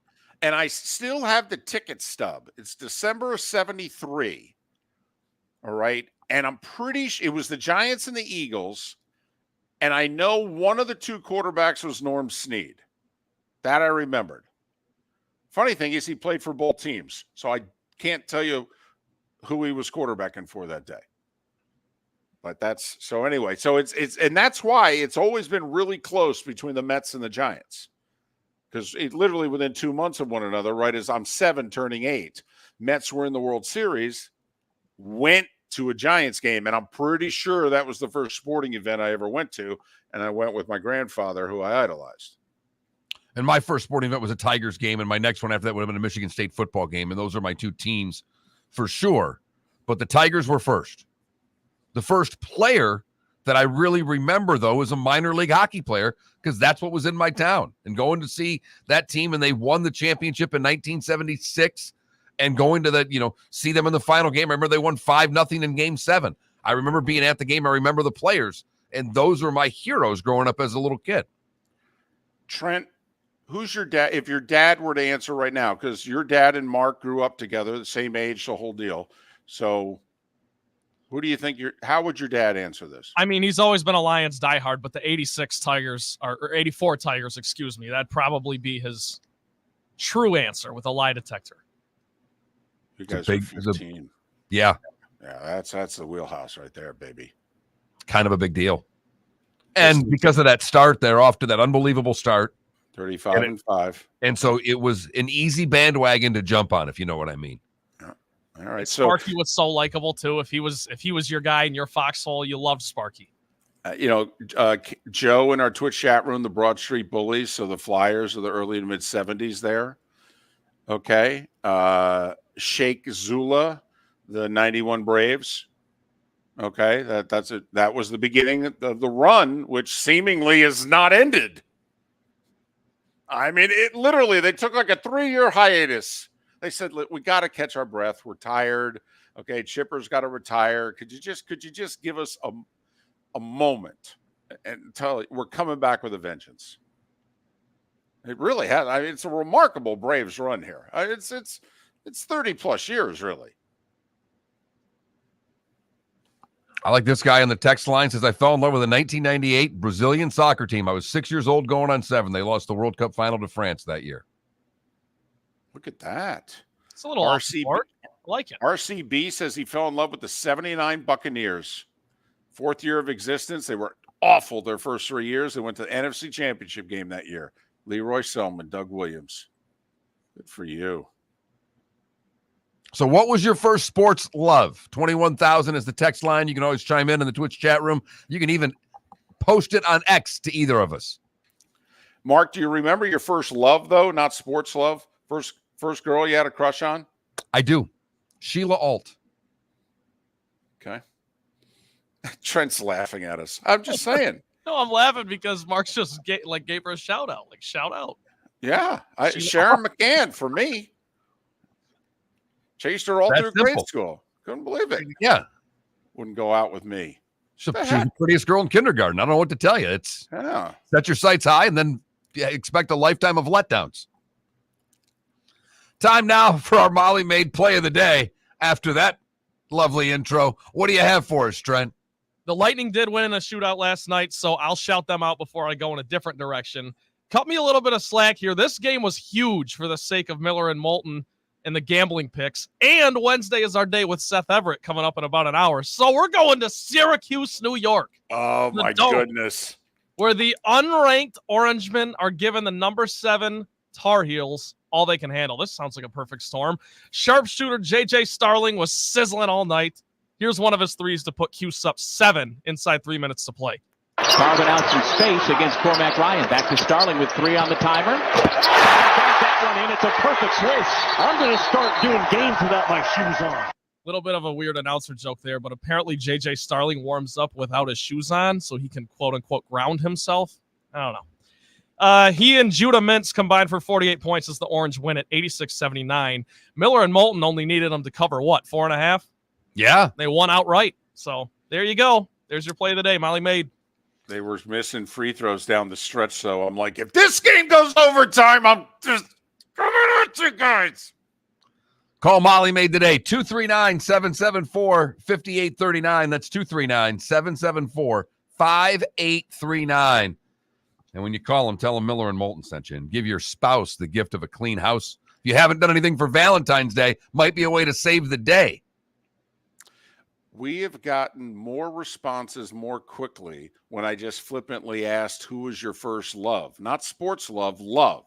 All of a sudden, Katie Burke, Debbie Della Brewer, and Diane Berkowitz come flying in the Twitch chat room. And I know from the guy who said Diane Berkowitz, his first love was K-Line, so we're not going back any time at all for this. Only not at all. 60 years. Miller and Moulton. Bill Bender next.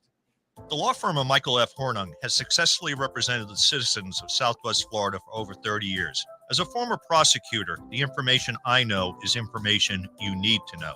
If you've been arrested for a DUI, a criminal matter, or involved in an auto accident, call the law firm of Michael F. Hornung. I'm a local attorney with local knowledge to assist you through the process. For a free consultation, call 239-437-0095. That's 239-437-0095. Offices in Florida. Located on the East Trail, locally owned Naples Tiki Bar and Grill is an outdoor eatery next to the Hitching Post Shopping Center. Island-inspired food with a true tiki theme. The best place in Naples to enjoy the beautiful weather in Southwest Florida. The Naples Tiki Bar and Grill offers a great menu for dine-in or takeout. Enjoy our famous pulled pork, huge burgers, and tiki bar cocktails. Don't miss happy hour every day from 3 to 6 and live music 7 days a week. See you soon at the Naples Tiki Bar and Grill, 11498 Tamiami Trail East. Visit Jason and Todd at the Diamond District. Do you remember your first kiss? How about your first date? I'll bet you can recall that first Valentine's Day you were together. Or maybe that'll be this year.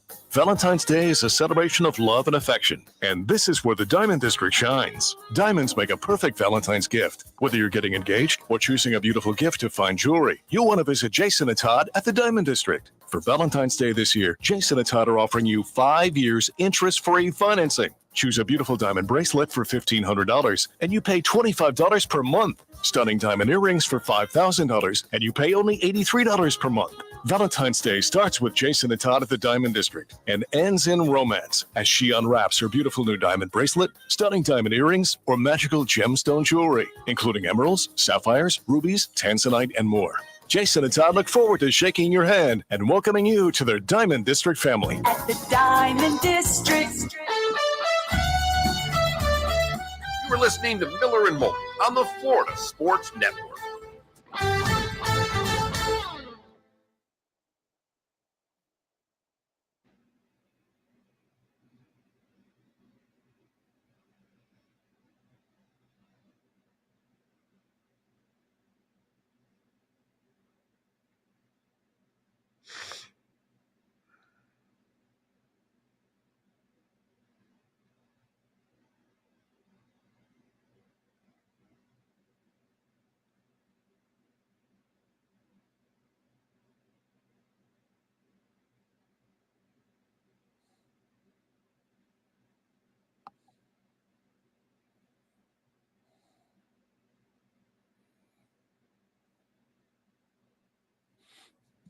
Somebody find your wallet?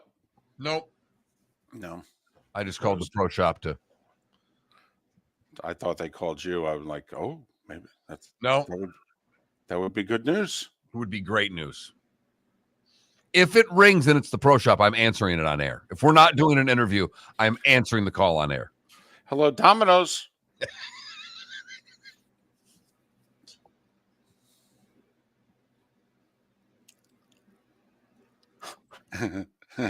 Mark, Sonny, who said Diane Berkowitz, she wore hip hugger jeans with the fat belt and halter top. There you go. Not that he remembers or anything.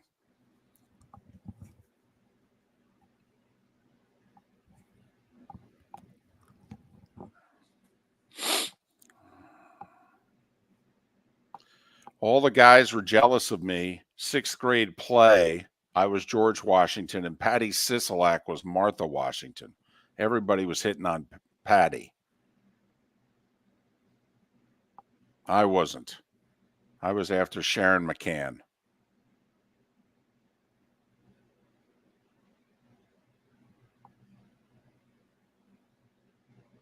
She's no Noreen Ziegler, though, let me tell you. Who is? No one. Except, of course, my wife.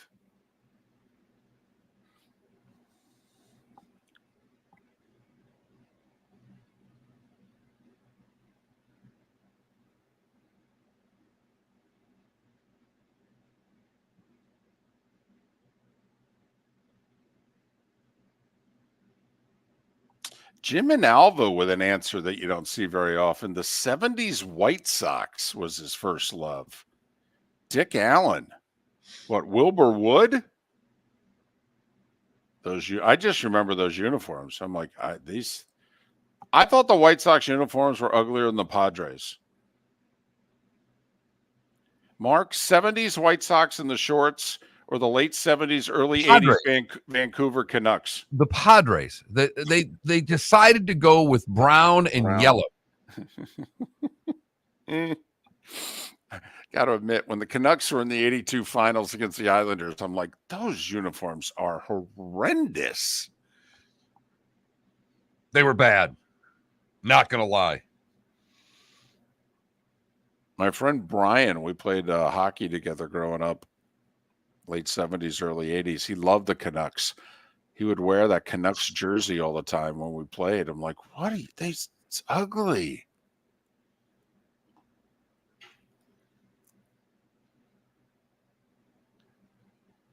Oh, that's a bummer, EB.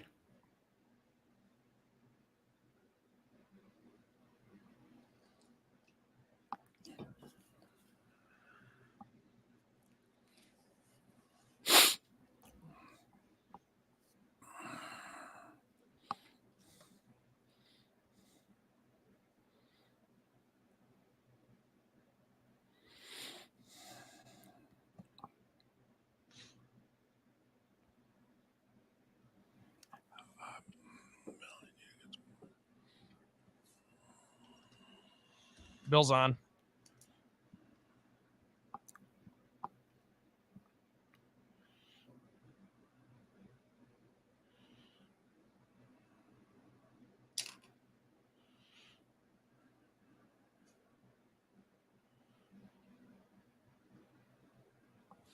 Mark, I'll throw a Valentine's Day question at Bill, and then you could start the interview. All right.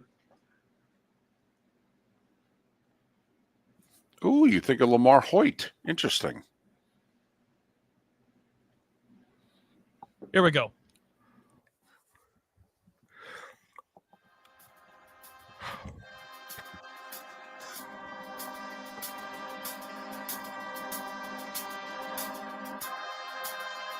You're listening to Miller and Moulton, only on the Florida Sports Network. And now, here's Mark Miller and David Moulton. 22 minutes before the hour. Thanks so much for being with us. Seth Everett will join us at the top of the hour. Jake Chapman, an hour from now. Magic retired their first number last night. It was Shaq.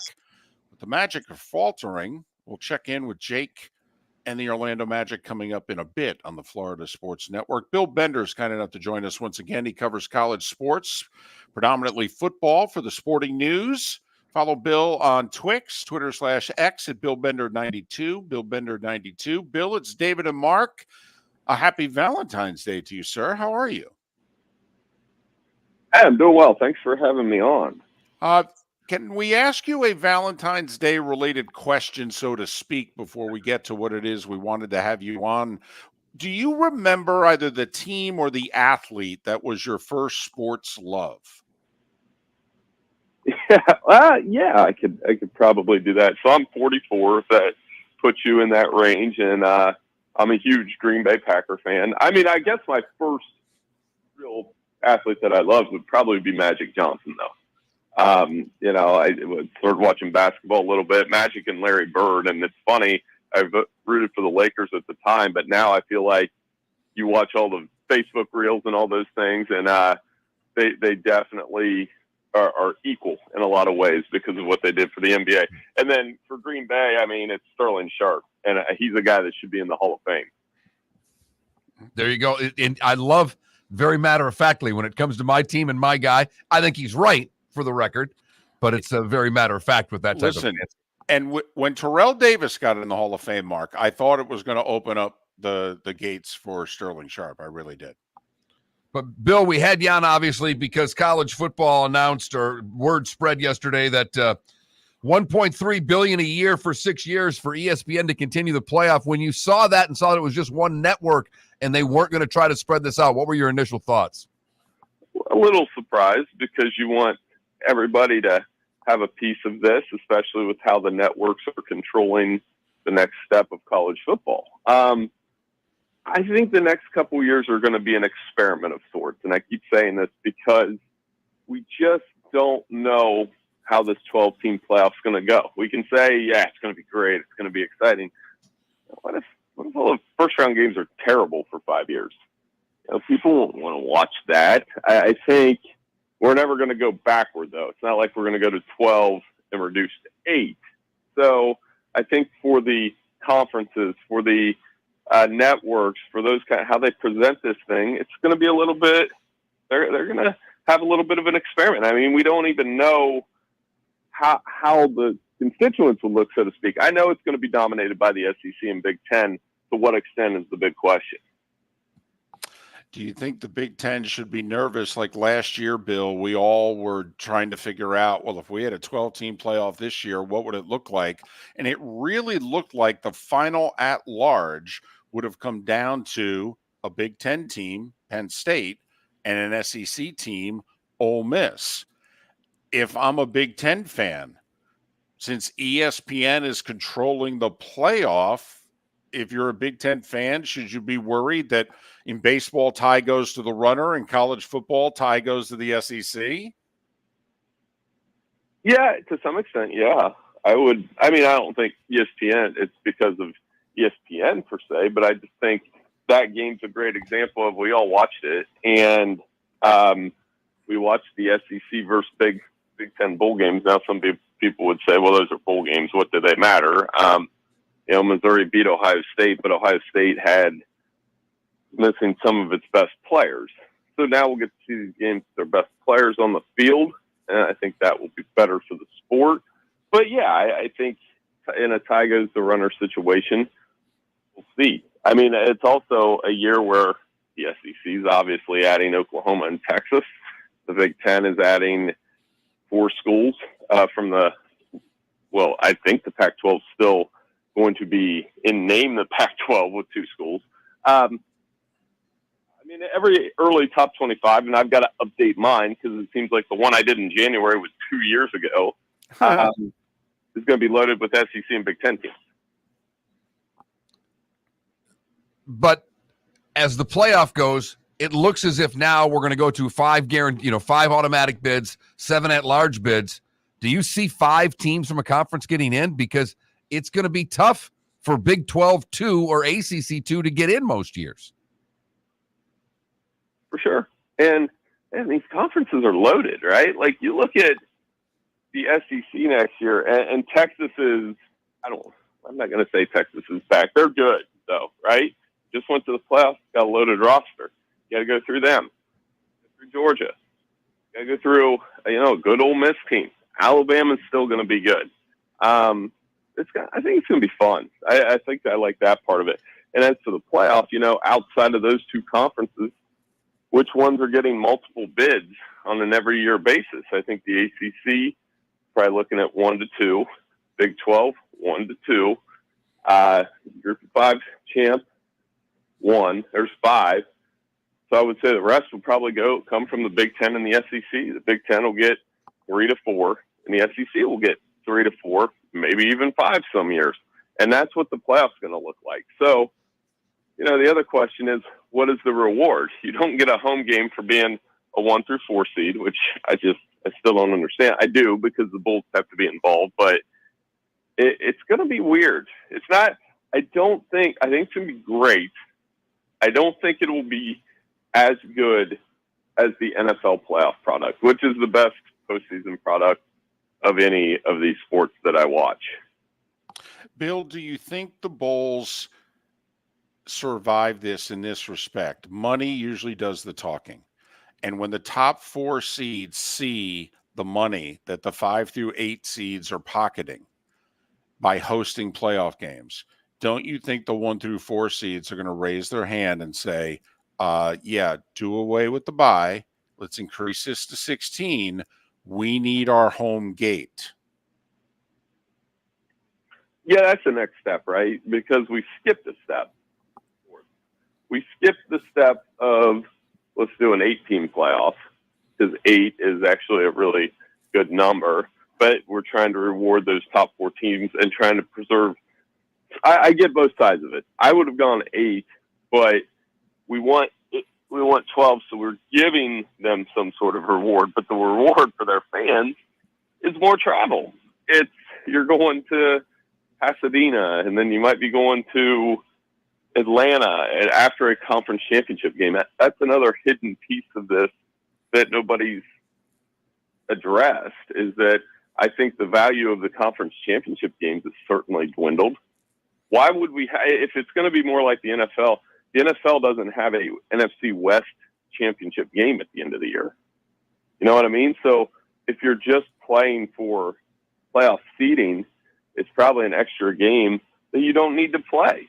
And I use the SEC and the Big Ten championship games as examples. The 2 teams that are playing in those games will be in the playoffs, no matter what, right? Like, we get Georgia, Texas SEC championship game, Georgia, Texas championship game. That's the part of the plan that doesn't make a lot of sense to me, other than those conference championship games make a lot of money. Yeah, we know there are, but Bill, you wonder a couple of things. One, how many fans will go to championship games now? Because we've seen it in the Big Ten where they've had trouble selling tickets to the Big Ten championship. The SEC's never really had that problem. And the other side of it is, if you're locked into a spot, if you're ranked number 1 and you're playing in the SEC championship game, which becomes a meaningless game because you're already in the playoff, could you see teams actually resting players in an SEC championship to get ready for the playoffs? That's another consequence of this. It could happen, or they could get in the game, and if it's either, they could pull starters early, those kind of things that you used to see in Week 17 in the NFL before teams would actually just sit them, and not play their starters and not risk that. And that's the tough one for the SEC, because the SEC championship game is so ingrained in the conference's identity. I understand that part of it, but what's the value of it now? That was an identity that was part of college football in 1992 and through the BCS era and through the 4-team era. Like you said, it doesn't. I've been to some Big Ten championship games that were just, like is kind of snoozers, so to speak. And that's really been the case the last couple of years with Michigan winning it, honestly. He's Bill Bender, covers college football for the Sporting News. Follow him on Twix, Twitter/X at BillBender92. BillBender92. All right. So last week, Petiti and Sankey announced they're going to start meeting, and try to come up with some solutions to the jambalaya that is big-time college football right now. We think, for what it's worth, Bill, that making the student athlete and we use that term loosely, employees is the answer, because that's the only way you're going to be able to control costs. That the way it is now, it's the complete Wild West. And also, when you make someone an employee, you can either retain them or get rid of them. And we think the colleges and the conferences will like that.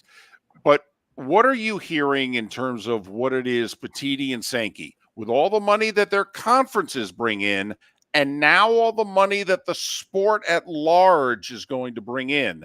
They know the revenue in every conference, basically, Bill, through 2030, 31. What do you think Sankey and Petitti are looking to do? That it's going to head in that direction. They're going to work together, I think, on some level, because again, those are the two sports that drive the bus with the revenue.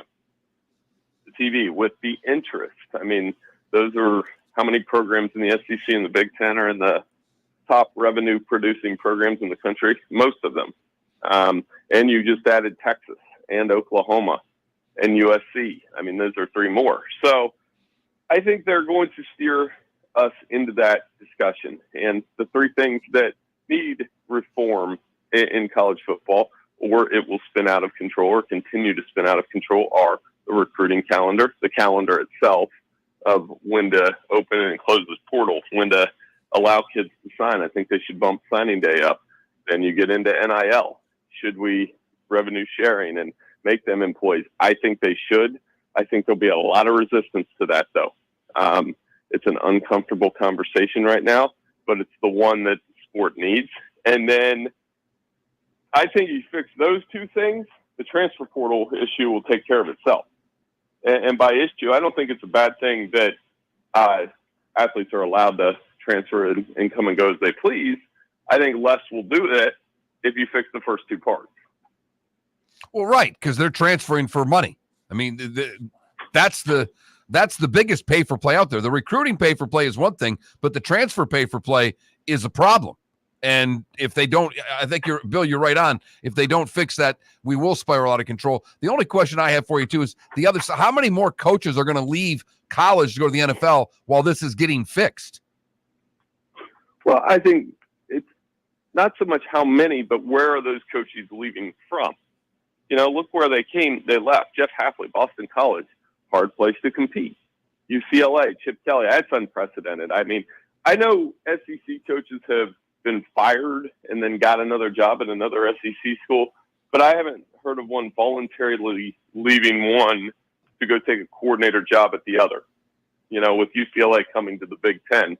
So I think that's another, that's not a great look. It's great for Ohio State. It's not great for college football. So I think those are kind of things that need fixed. And in terms of, because it was UCLA and BC, it's almost like college football needs three separate divisions now. You need the bottom one with the group of five schools.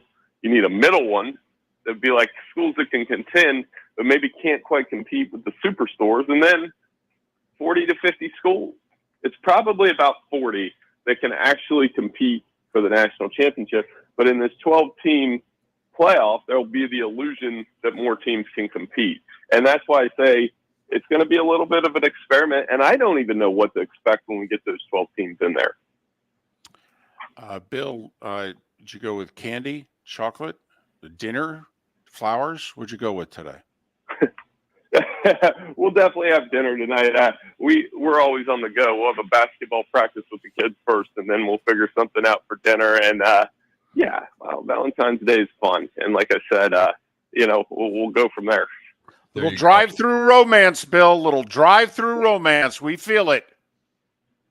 The heart-shaped pizzas, those are a thing now. We need to get one of those to the kids. Bill, all the best to you and the family. Thanks for your time. No problem. Thanks for having me on, guys. Take care. Bill Bender from the Sporting News talking college football and Valentine's Day. Heart-shaped pizzas. That's outstanding. A true romantic is next. Seth Everett. I don't know what he romanticizes about. The New Jersey Devils. With a big win last night, so we know Seth we'll be in a good mood. He's up next. Miller and Moulton. Thanks for listening. Florida Sports Network. Visit Jason and Todd at the Diamond District. Do you remember your first kiss? How about your first date? I'll bet you can recall that first Valentine's Day you were together. Or maybe that'll be this year.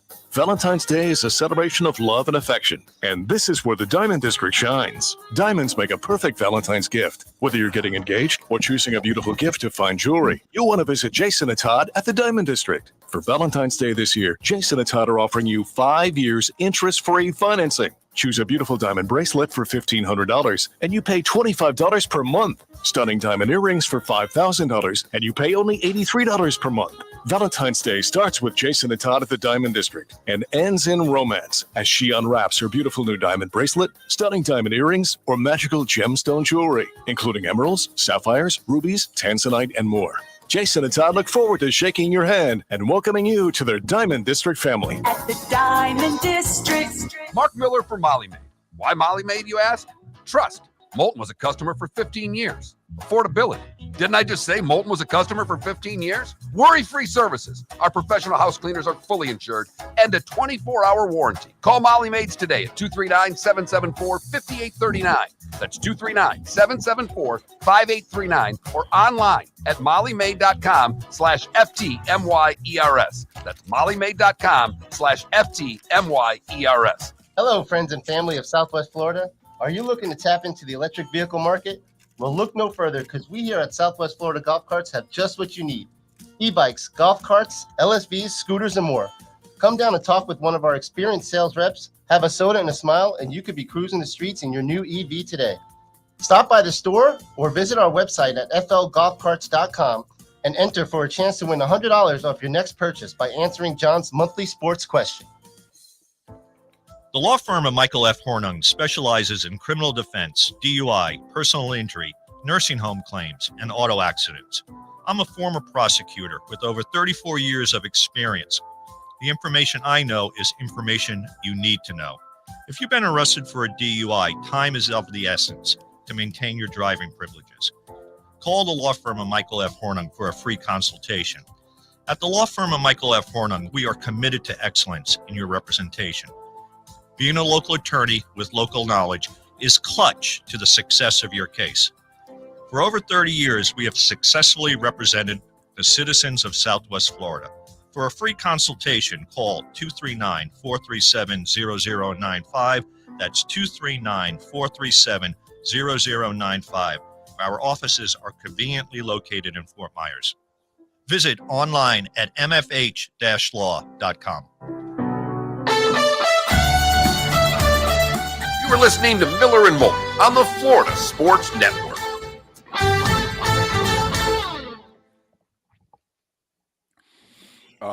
Thinking of you last night.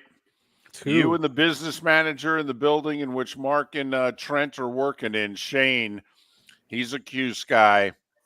Oh, yeah. That was wild.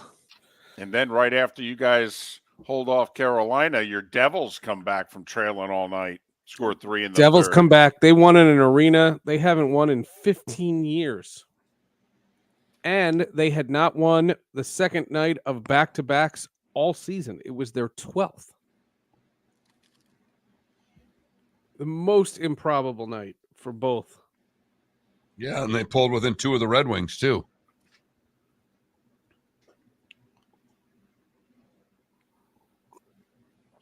It was bananas. Bananas. I felt a little sad. Don't get angry at me. I felt a little sad.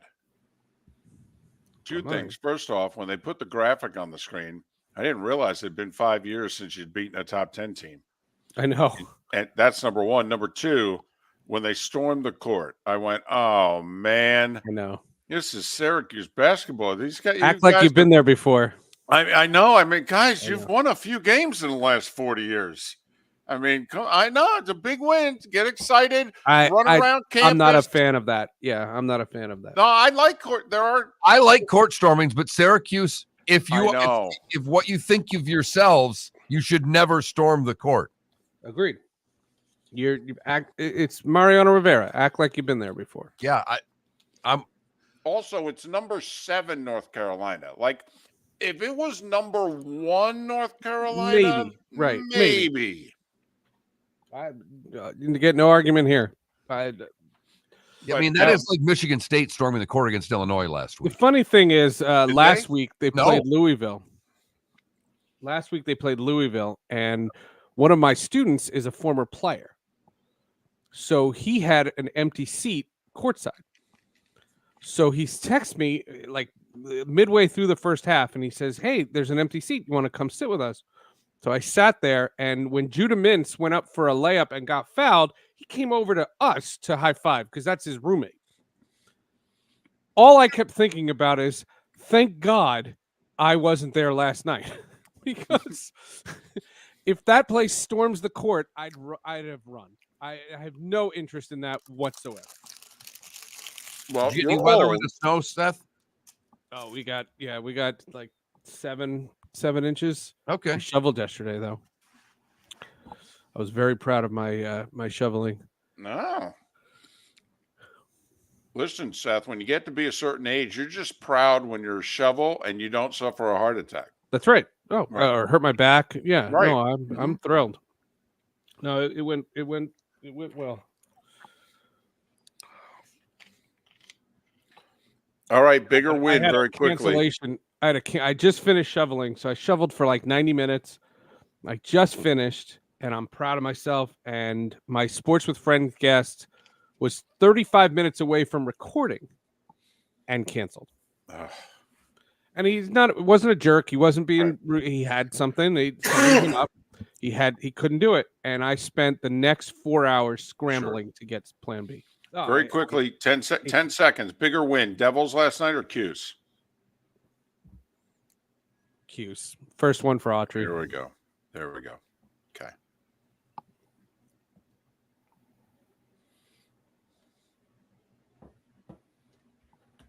Here we go.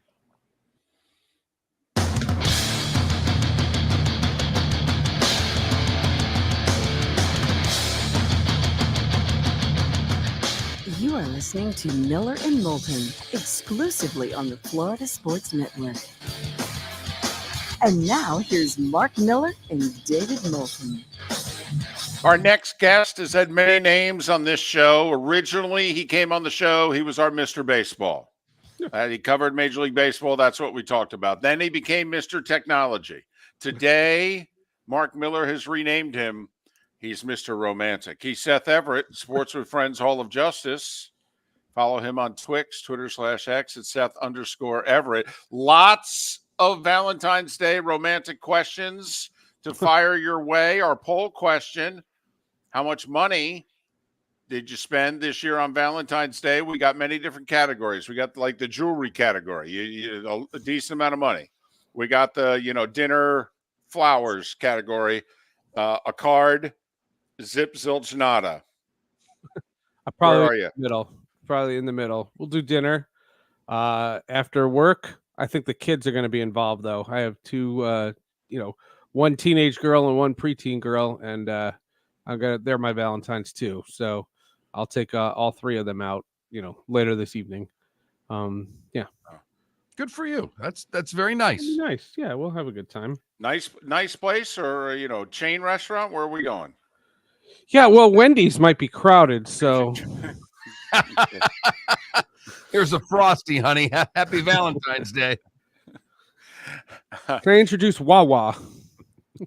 The other romantic question we have, you're a little younger than us, by a handful of years younger than Mark. So everything still works. Well, that's good really to know. Good to know. I thought that's where you were going. We weren't asking that. Now it's Mr. TMI, Seth Everett. That's what he'll be known as. Your first sports love, either athlete or team. First, don't rattle off four. First sports love, athlete or team, go. Dave Winfield and Don Mattingly. Tied? Yeah, what's it like? Magic I and had Bird? posters. No, I had posters of both in my room. In '84, I was 10, and they were going for the batting title against each other, and I loved both of them. I thought Dave Winfield was majestic. He was my superhero, And Don Mattingly was one of the greatest players I've ever seen in person. So, yeah, when I was 10 years old, my first love in sports was Don Mattingly and Dave Winfield, but I couldn't split between the two. And I've told both of them that. Were you a get home and get the paper after school and checking the box scores to see, in a batting title? Was it an everyday thing for you at that point? Yeah, but it was talked about in school. So, like, somebody brought the paper to school. You know what I mean? Like, there was no way I got home and I didn't know what had happened the night before. And I was watching the games. I probably knew before I went to bed.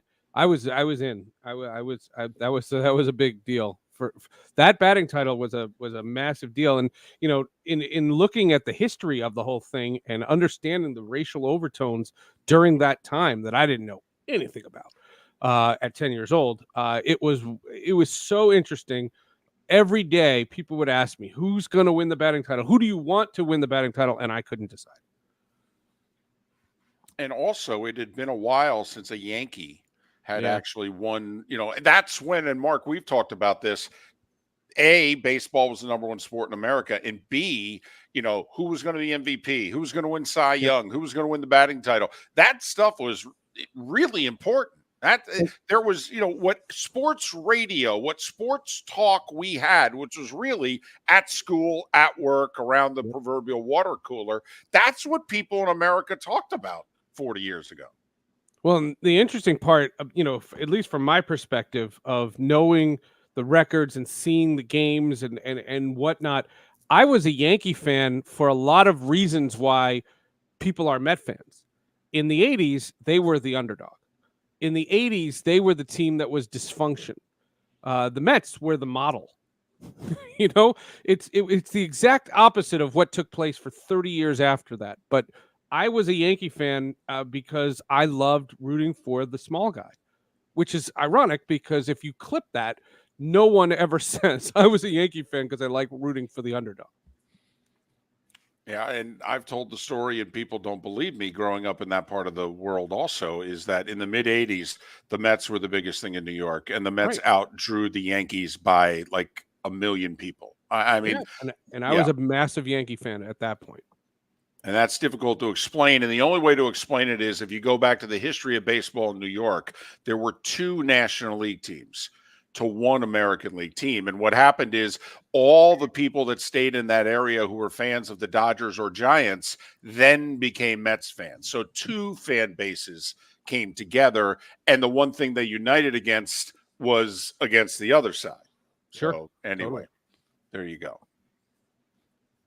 So that's our romantic question, Seth, for this day. Mr. Romantic, Seth Everett, joining us on Miller and Moulton. We were talking a little college football a bit ago, and Seth, I know you like to get into the media side of things. ESPN locked in the college football playoff at a huge money. Were you surprised to see them to college football? And I know there was an exclusive window, but I would have, if I were college football, I would have waited to negotiate with everyone and had a bigger deal. Were you surprised to see that just come with ESPN? No, this is one of the things we focused on Sports with Friends with because of last Friday's announcement, which I thought was very ill-timed. There were 2 announcements around the Super Bowl that made no sense. Announcing the streaming merger between Warner Brothers and Fox and ESPN for some new streaming service. That was very weirdly timed. And then the New York Jets announced their new uniforms right in the middle of the Super Bowl. I thought that was really read the room. Just a really poorly timed announcement. As far as the streaming is concerned, ESPN is being very coy about where that app is going to be, who gets grandfathered into that app, meaning if you have ESPN Plus or if you have Max, do you get that app? Do you have to pay extra for that? Something that you already had? Those are the big questions. So signing up the college football playoff enhances the value of that app. And no one's talking about it. So until I know how much it's going to cost me, I don't care. You have to understand what channel a game is on for a cord cutter is, do you press the button on the left, the button in the center, or the button on the right? Doesn't matter to me. And I never know what channel games are on. I still don't know that Syracuse, North Carolina was on the master ESPN. Why? Because it was on my ESPN app. And so was Syracuse lacrosse. So for me, the whole idea is, how is this going to be presented and how is the consumer going to be impacted? But ESPN paying a fortune for the college football playoff 1 week after they announced some strange app is very curious. The part of it that I found interesting, for what it's worth, is, there's been a lot written and said about ESPN's soon to be demise, and or at the very least, what can ESPN afford? Are they going to have to make decisions as to, do we stay in this sport and what have you? Well, they pay $2.7 billion a year for the NFL. They have a baseball deal that runs most of the rest of the decade. Okay. I think it's like $800 million a year. They spend $400 million a year on the NHL.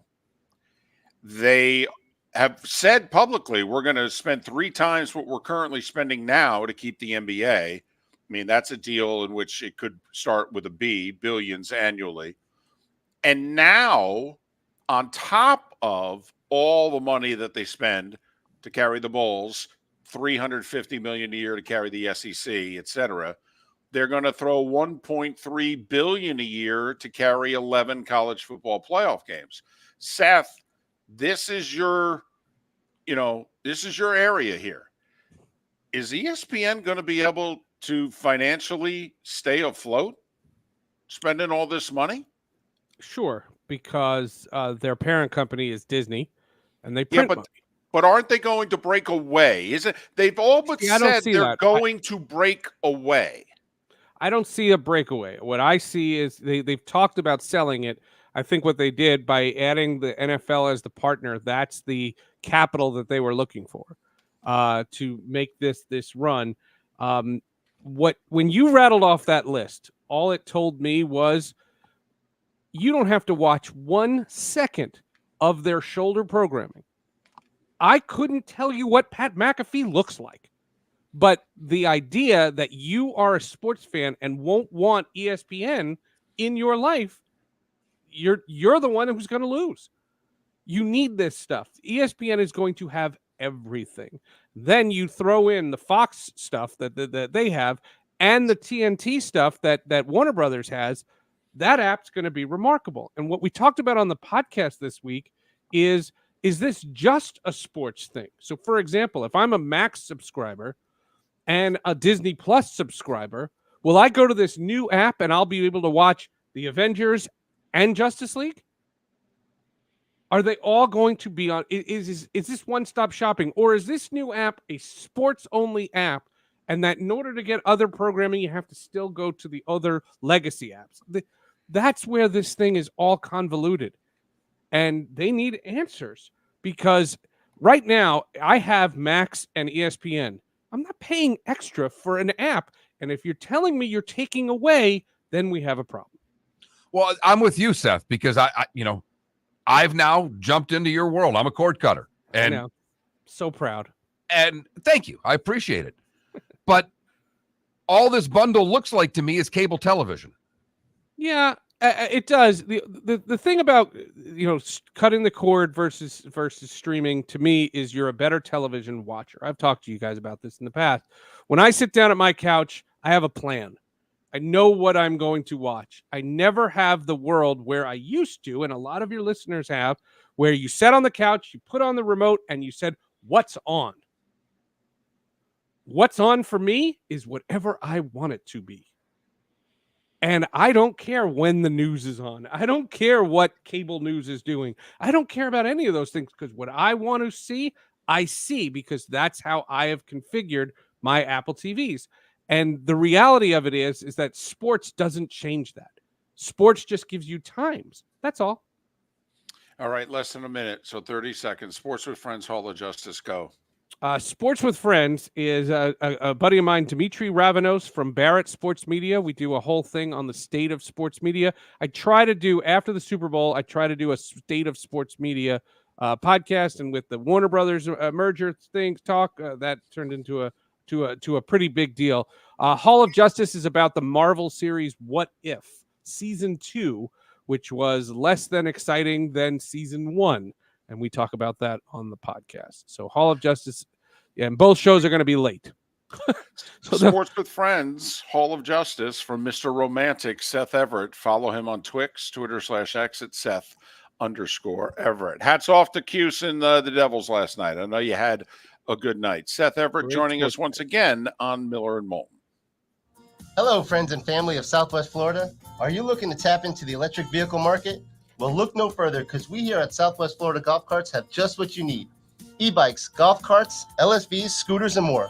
Come down and talk with one of our experienced sales reps. Have a soda and a smile, cruising the streets in your new EV today. Stop by the store or visit our website at flgolfcarts.com and enter for a chance to win $100 off your next purchase by answering John's monthly sports question. Mark Miller for Molly Maid. Why Molly Maid, you ask? Trust. Moulton was a customer for 15 years. Affordability. Didn't I just say Moulton was a customer for 15 years? Worry-free services. Our professional house cleaners are fully insured and a 24-hour warranty. Call Molly Maids today at 239-774-5839. That's 239-774-5839 or online at mollymaid.com/FTMYERS. That's mollymaid.com/FTMYERS. The waterways of Naples are a beauty to behold, and the Bayfront Inn has multiple ways for guests to enjoy the water and have some fun. Gather your family and friends and enjoy a leisurely day on the water with a pontoon or deck boat. If you prefer to explore the waterways without a motor, the Bayfront has canoes, standboards, and kayaks. At the end of your journey, enjoy lunch or dinner at the Bamboo Tropical Bar and Grill. The Bayfront Inn. Something for everyone. On 5th Avenue in Naples. Located on the East Trail, locally owned Naples Tiki Bar and Grill is an outdoor eatery next to the Hitching Post Shopping Center. Island-inspired food with a true tiki theme. The best place in Naples to enjoy the beautiful weather in Southwest Florida. The Naples Tiki Bar and Grill offers a great menu for dine-in or takeout. Enjoy our famous pulled pork, huge burgers, and tiki bar cocktails. Don't miss happy hour every day from 3 to 6 and live music 7 days a week. See you soon at the Naples Tiki Bar and Grill, 11498 Tamiami Trail East. You were listening to Miller and Moulton on the Florida Sports Network.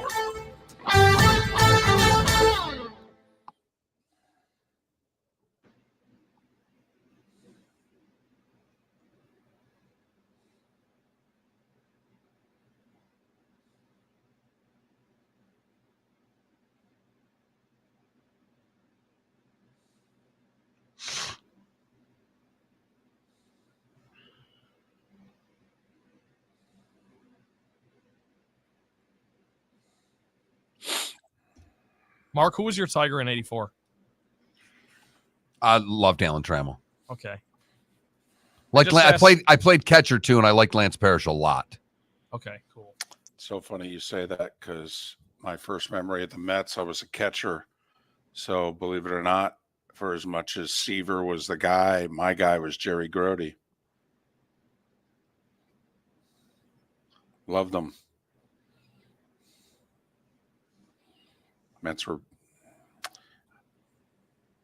when I started really following them was after the 73 series, and they were not good.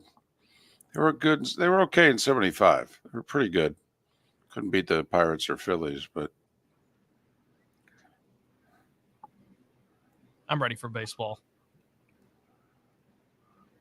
I'll tell you what, if I'm commissioner, I'm changing the offseason to have it be mid-February and Blake Snell and, the 3 of your top 5 free agents basically are still unsigned. That's crap. Could you imagine the NFL?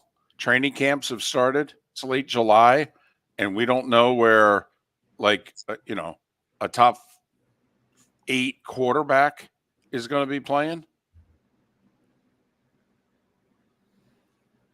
And, 3 top guys. I mean, it's just, if I'm baseball, I got to take the power away from Scott Boras here. I do. Sorry.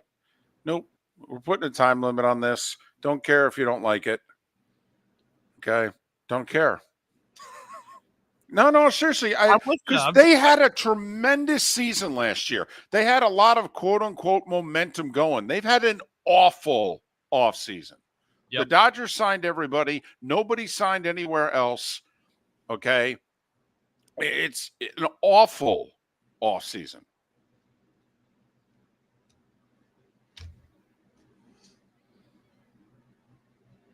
Jorge way, Soler signing a contract on February 13th. That was weird. A guy who's been a postseason hero and hit 36 home runs last year, and he has to practically beg for a deal? No. Come on, man. Still went under the radar, too. The story. If I'm baseball, I gotta do like the NBA here. The NBA basically says if you don't sign somebody between July 1st and July 7th, you're screwed. Yeah. Yeah, it's like 4 days of just chaos. Yeah. And it comes at a perfect time. Yeah. And this is where baseball could really cash in is, right after football season's wrapping up. I would do it the latter half of January. College football playoffs come and gone. The NFL's only playing on the weekends. I would do it where for like the second half of January during the week, it's like, here you go. Here's your 2 weeks. Meat market, go. And lead right into spring training. Boom.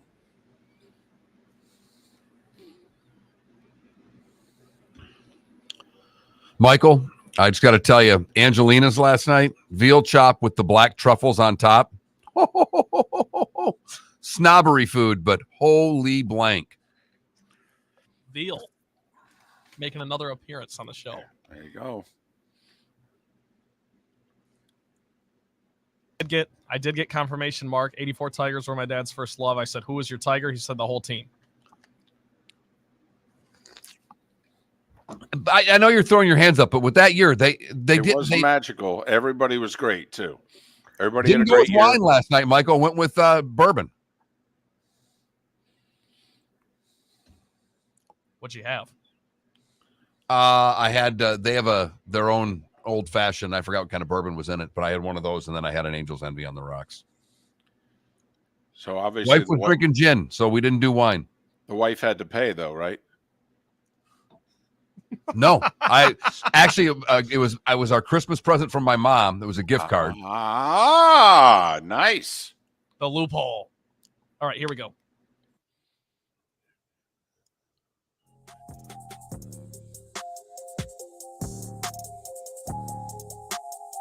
You're listening to Miller and Moulton, only on the Florida Sports Network. And now, here's Mark Miller and David Moulton. Listen, we've had a very busy, lively, fun show. It's a hump day, first off, just to get you through the week, but it's Valentine's Day. And, we're romantics on the show. And if we're not romantics with the ladies, then, we're sports romantics. So, we're covering all the bases here. The bold question is about you with the guys or the gals. Okay, how much do you spend on Valentine's Day? And you cheap blankety blanks, let me tell you. Okay, I hope your wife or whatever, boyfriend, husband, spouse, significant other, okay, it just threatened you the way my wife did. If you spend $1 on me, I kill you. Okay, so I'm nothing. I spent nothing, but how much money did you spend? Did you go jewelry? Did you go just dinner and flowers? Or did you go zip, zilch, nada? That's our poll question. And then we are asking you, because you're so cheap, we are asking you, since you're probably single, what your first sports love was. Player, team, whatever the case may be. Another person says first love was the 1982 Brazilian soccer team. Grandpa loved the team, so I fell in love. Lost Italy in the quarterfinals, and I cried like a baby. Wow. So we had a 78 Brazilian team and an 82 Brazilian team first love today. All right. Somebody suggested earlier in the Twitch chat room they fell in love with the 70s White Sox. That's like me falling in love with the 70s Mets, but I fell in love with them after the 73 World Series. Mets were lousy. They had one winning season in like 10 years. And yet that was my love. I was a catcher in Little League. Jerry Grody was my guy. Yeah, my first love was the Tigers, though, of a team, and they were lousy. They were. Now, let me ask you this. Do you remember, my favorite year, 81 strike season, they split the season in half. Do you remember your Tigers when you're growing up, late 70s, they're not good. 81, they and the Brewers battled for the second half title down to the last weekend of the regular season. That was the first time the Tigers had played like meaningful games in almost a decade. You were 12. Do you remember that? I do. And Milwaukee won the series and therefore won the second half title. And so they played the Yankees, who were declared the first half champions, in the first round of the playoffs. No, I remember it because in the neighborhood, it was a big deal. This is foreign if you're under the age of 40, probably. But when we were kids, and I don't know about you, David, but the first sport most of us played as kids was baseball. Absolutely. And I don't mean little league. I mean in the neighborhood. I mean, in the driveway where hitting it onto the road was a double, hitting it over the road was a home run, and if it landed in the stones in the driveway, it was a triple. Was this back in the 80s? This was back in the 80s and 70s. Yes. Yeah, for me, it was late 70s, but thanks there, Trent. That's awesome. If you weren't with us last week, we interviewed a young business reporter from Smart Sports. Very talented person. Yeah, and broke a national story, and we were having a great interview. And at the end of the interview, she referenced a book, Indentured, in which it profiles and channels going the struggle of the college athlete. And as she said, and it goes all the way back to pause, the 80s, which, needless to say, gutted Miller and Moulton like a fish. That was 2 jabs and a hard right hook. And yes. And down goes Frazier. Right. It was over. All right. Trent, meanwhile, hyperventilating. He's laughing so hard. Right. So that's where that line comes from. In the future, when Trent goes, guys, was that all the way back in the 80s? Now you know where it is that came from. Mark in the Twitch chat room, my first love, the Islanders, Mike Bossy. So that's early 80s right there. Absolutely. Hey, I just realized it. I've been gambling for a long time because I don't know about you. I flipped baseball cards year round from when I was in grade school. And that was the late 70s for me. And I mean, that was, you flipped cards and then you won, you kept the cards, you lost your cards. I flipped baseball cards year round. I bought baseball cards year round, had literally, however many players, it was like, 600 baseball cards that year. I'd have 2,000 cards that year. I bought 1,000 cards because I was a Larry Boa away from having the whole season. I needed Larry Boa. So I was flipping cards every day, hoping to be in a pile in which, Larry Boa. So I've been gambling since I was like 11, Mark. It was just flipping baseball cards. Well, I mean,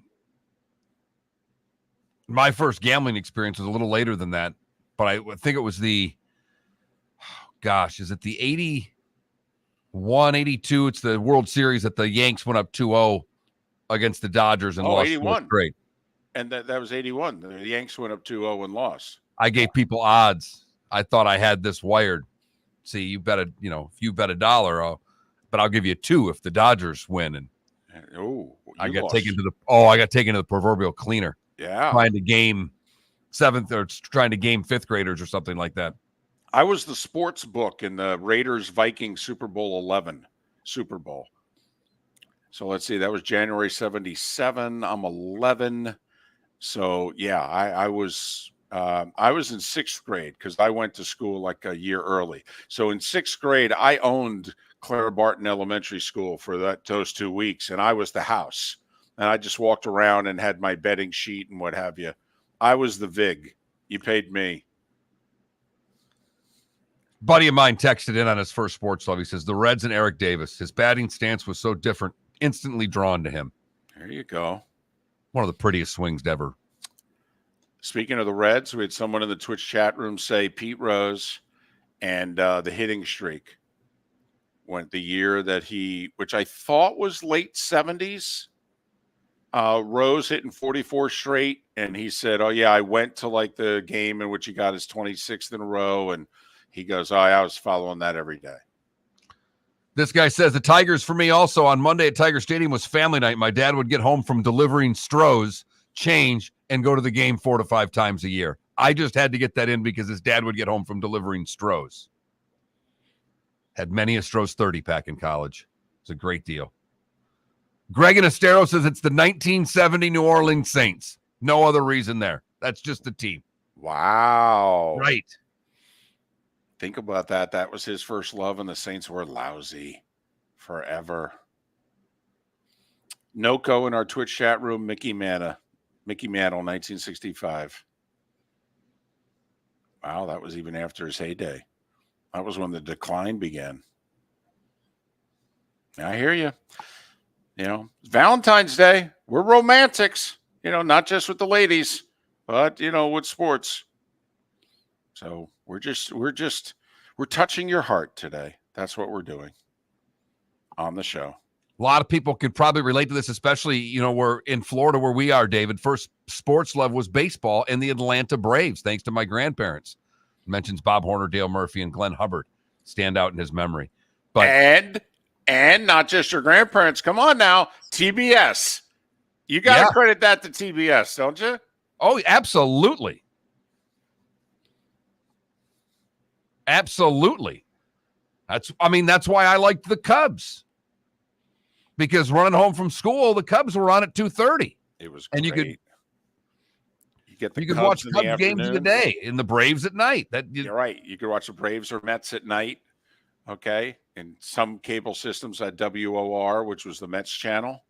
The Mets were the first one to disappear for me. Okay. But yes, it was great. Watch baseball, eat dinner, watch baseball. Like, this cable thing's amazing. And apparently they have movies with nudity. Unbelievable. Could you imagine your childhood self if you actually could have watched games on your phone in school? We'd have never made it out. We'd have been suspended by... Oh, we got in a lot of trouble. My friends and I, a lot of trouble. Watch games on your phone. I would just race to the phone and call Sports Phone looking for Mets scores on the West Coast. The phone bill would come in at the end of the month, and my mother would go, David? Hello, friends and family of Southwest Florida. Are you looking to tap into the electric vehicle market? Well, look no further, because we here at Southwest Florida Golf Carts have just what you need. E-bikes, golf carts, LSVs, scooters, and more. Come down and talk with one of our experienced sales reps, have a soda and a smile, and you could be cruising the streets in your new EV today. Stop by the store or visit our website at flgolfcarts.com and enter for a chance to win $100 off your next purchase by answering John's monthly sports question. Visit Jason and Todd at the Diamond District. Do you remember your first kiss? How about your first date? I'll bet you can recall that first Valentine's Day you were together. Or maybe that'll be this year. Valentine's Day is a celebration of love and affection, and this is where the Diamond District shines. Diamonds make a perfect Valentine's gift. Whether you're getting engaged or choosing a beautiful gift to fine jewelry, you'll want to visit Jason and Todd at the Diamond District. For Valentine's Day this year, Jason and Todd are offering you 5 years interest-free financing. Choose a beautiful diamond bracelet for $1,500, and you pay $25 per month. Stunning diamond earrings for $5,000, and you pay only $83 per month. Valentine's Day starts with Jason and Todd at the Diamond District and ends in romance as she unwraps her beautiful new diamond bracelet, stunning diamond earrings, or magical gemstone jewelry, including emeralds, sapphires, rubies, tanzanite, and more. Jason and Todd look forward to shaking your hand and welcoming you to their Diamond District family. At the Diamond District. Mark Miller for Molly Maid. Why Molly Maid, you ask? Trust. Moulton was a customer for 15 years. Affordability. Didn't I just say Moulton was a customer for 15 years? Worry-free services. Our professional house cleaners are fully insured and a 24-hour warranty. Call Molly Maids today at 239-774-5839. That's 239-774-5839 or online at mollymaid.com/FTMYERS. That's mollymaid.com/FTMYERS. You were listening to Miller and Moulton on the Florida Sports Network.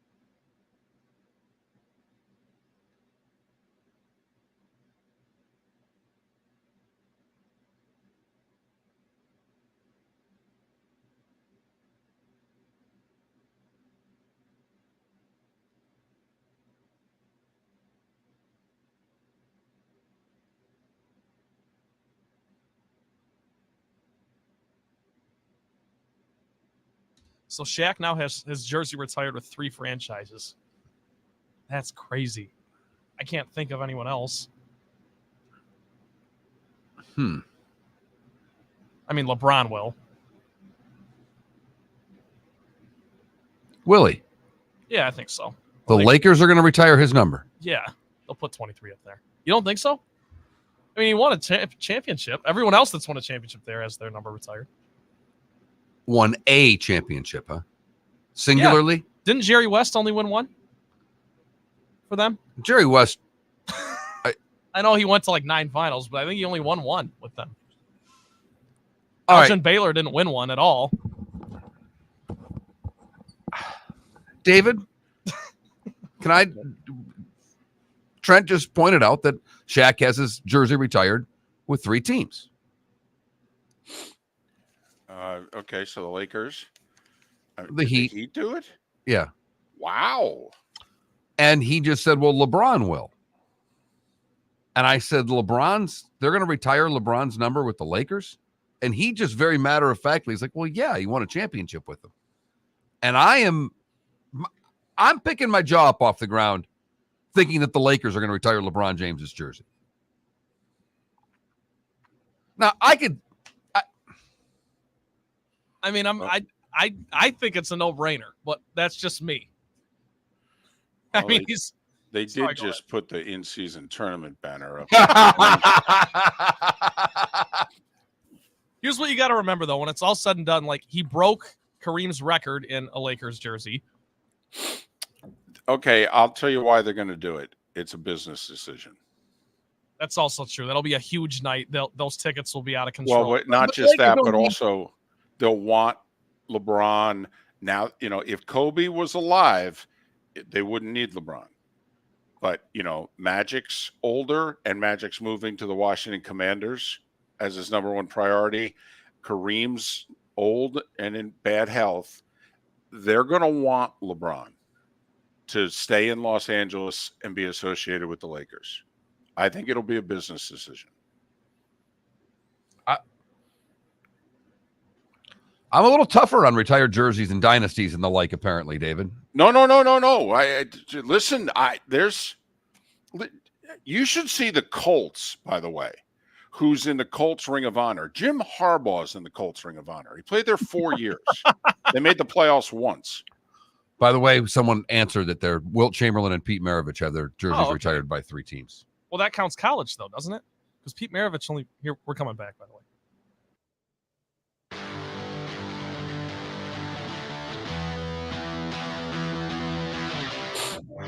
You're listening to Miller and Moulton, only on the Florida Sports Network.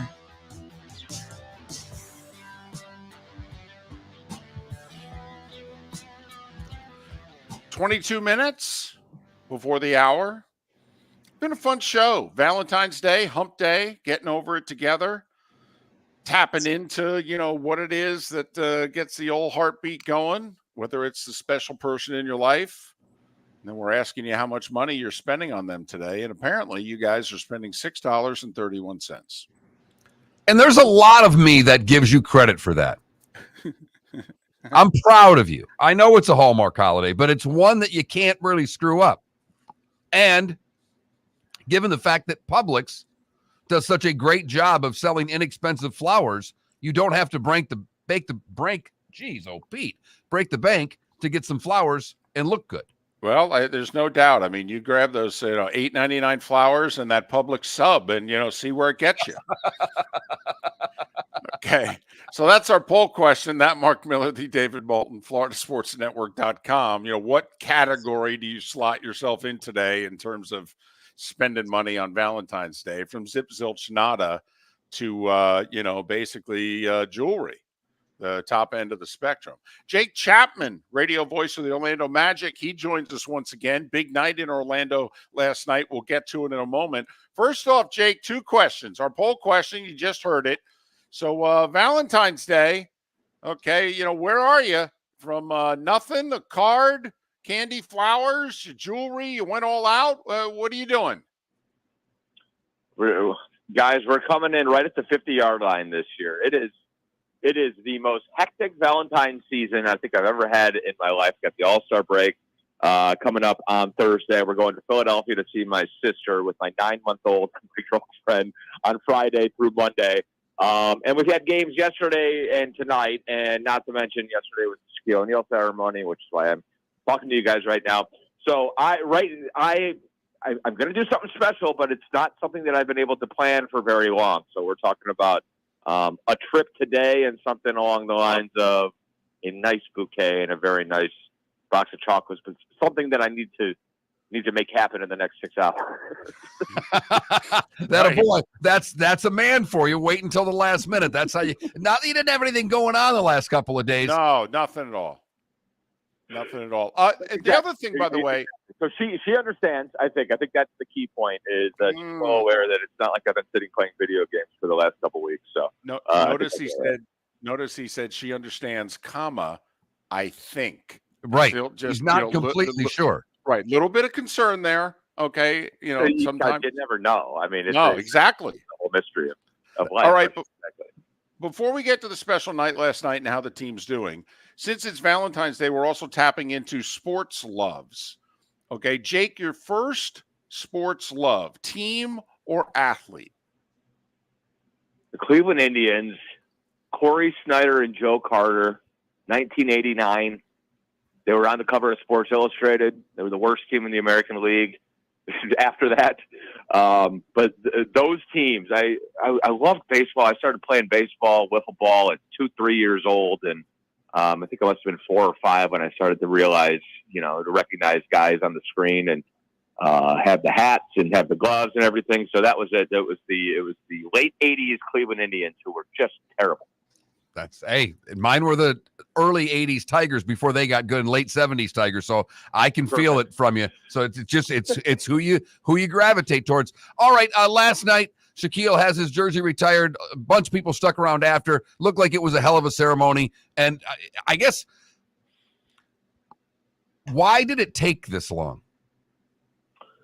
Alex was asked that before the game last night. Alex Martin's our CEO. And I think that obviously there was a point where the decision was probably made, let's do this. But then it's more timely and it's a little bit more, apropos or whatever when you get to the 35th anniversary. So we've been doing a big 35th anniversary celebration all season long. We've been doing these Legends nights throughout. And, that ranges from fan favorite type guys like Ryan Anderson and, Bo Outlaw, who's been around, to guys like Shaq and Penny, who are a little bit less accessible these days.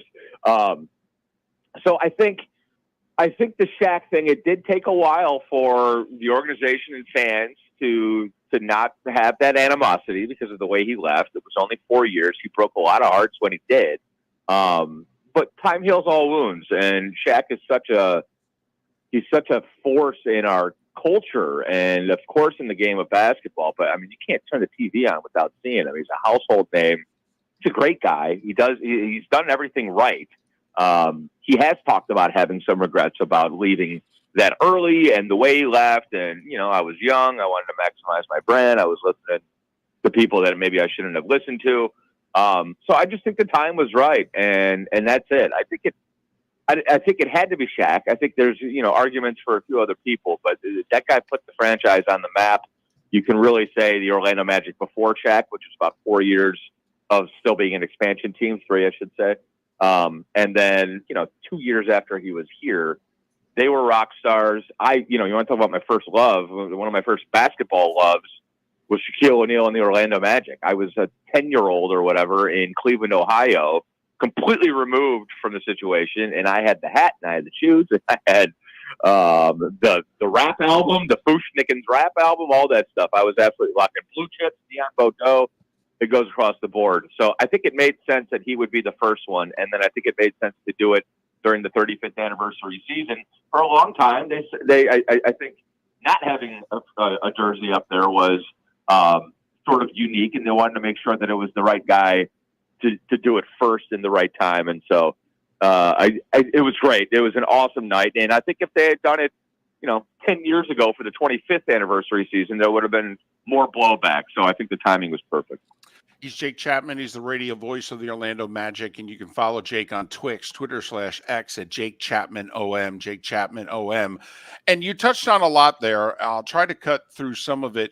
That first off, we applaud the Magic in this sense. We think there was a clear difference between like a Ring of Honor and retiring jerseys. And the Magic have what, like 11 guys that they've honored, from the Bo Outlaws, the Darrell Armstrongs of the world, who were important players, fan favorites, the whole deal, but they're not retiring their jerseys. And you guys as an organization have done that. We actually agree with that. Jake, how much do you think the 30 for 30 has played a role here? First off, it showed the country just how cool the Orlando Magic were. You guys were a thing there for a handful of years, but also Shaq and Penny together and expressing their regrets together.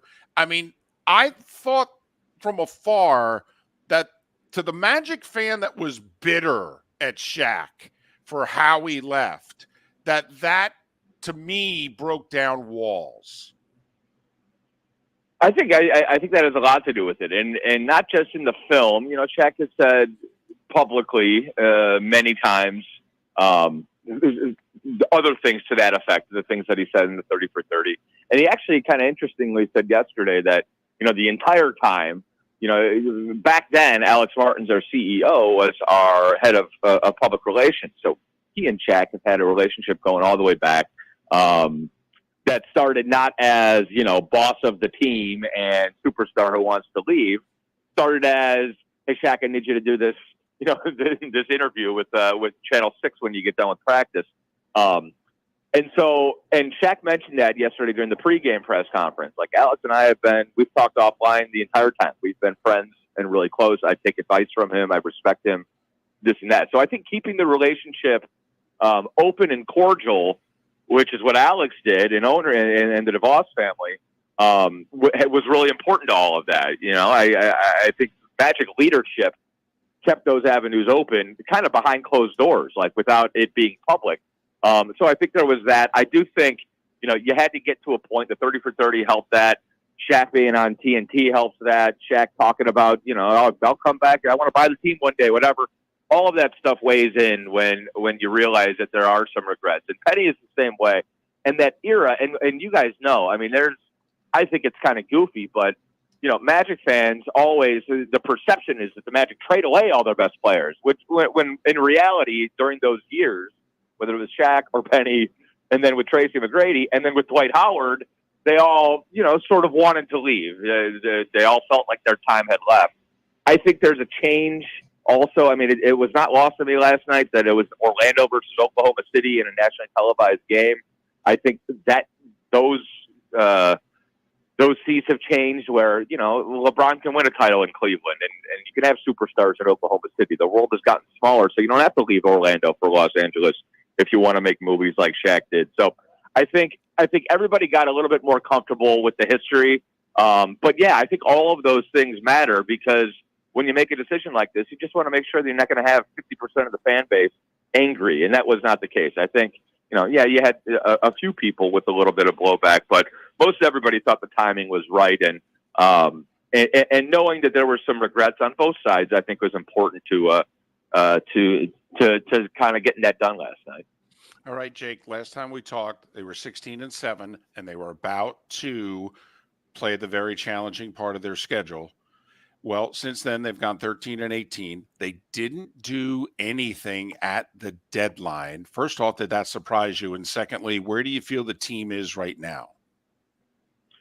That part didn't surprise me. I think, the 13-18, there were a lot of injuries mixed in. 8 games without Franz Wagner is going to be difficult no matter what. But you had Wendell in and out. J.I., you're working back. Markelle didn't play for a substantial part at the beginning of the season. Gary Harris, you just had guys in and out of the rotation, very valuable pieces. So I think that fed into at the trade deadline. You're going, okay, we've been healthy. I think at that point we'd had our starting lineup that we'd penciled in at the beginning of the season for like 10 games. So you're like, well, let's see what it looks like when we're actually healthy before we push a whole bunch of chips in.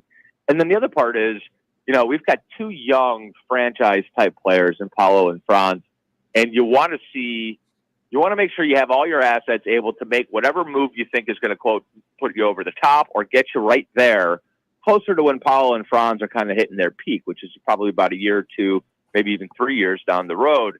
So you want to make sure you're not moving the first-round picks for a guy who's only going to make a marginal difference. And you still have a really deep roster. Like, part of what those injuries showed you is guys like Anthony Black or Goga Batadze, who you feel comfortable playing, starting level minutes at the very least, backup minutes. And right now those guys are struggling to get on the floor. So you've got a whole lot of depth. I just didn't think there probably were a ton of moves that were going to make a huge difference. Like, you're going to go trade for a veteran who can shoot. Well, you got Gary Harris waiting to come back off injury. There's a lot of talk about, Emmanuel Quickly from the Knicks. Well, we got a guy named Cole Anthony who does a lot of things that Quickly does.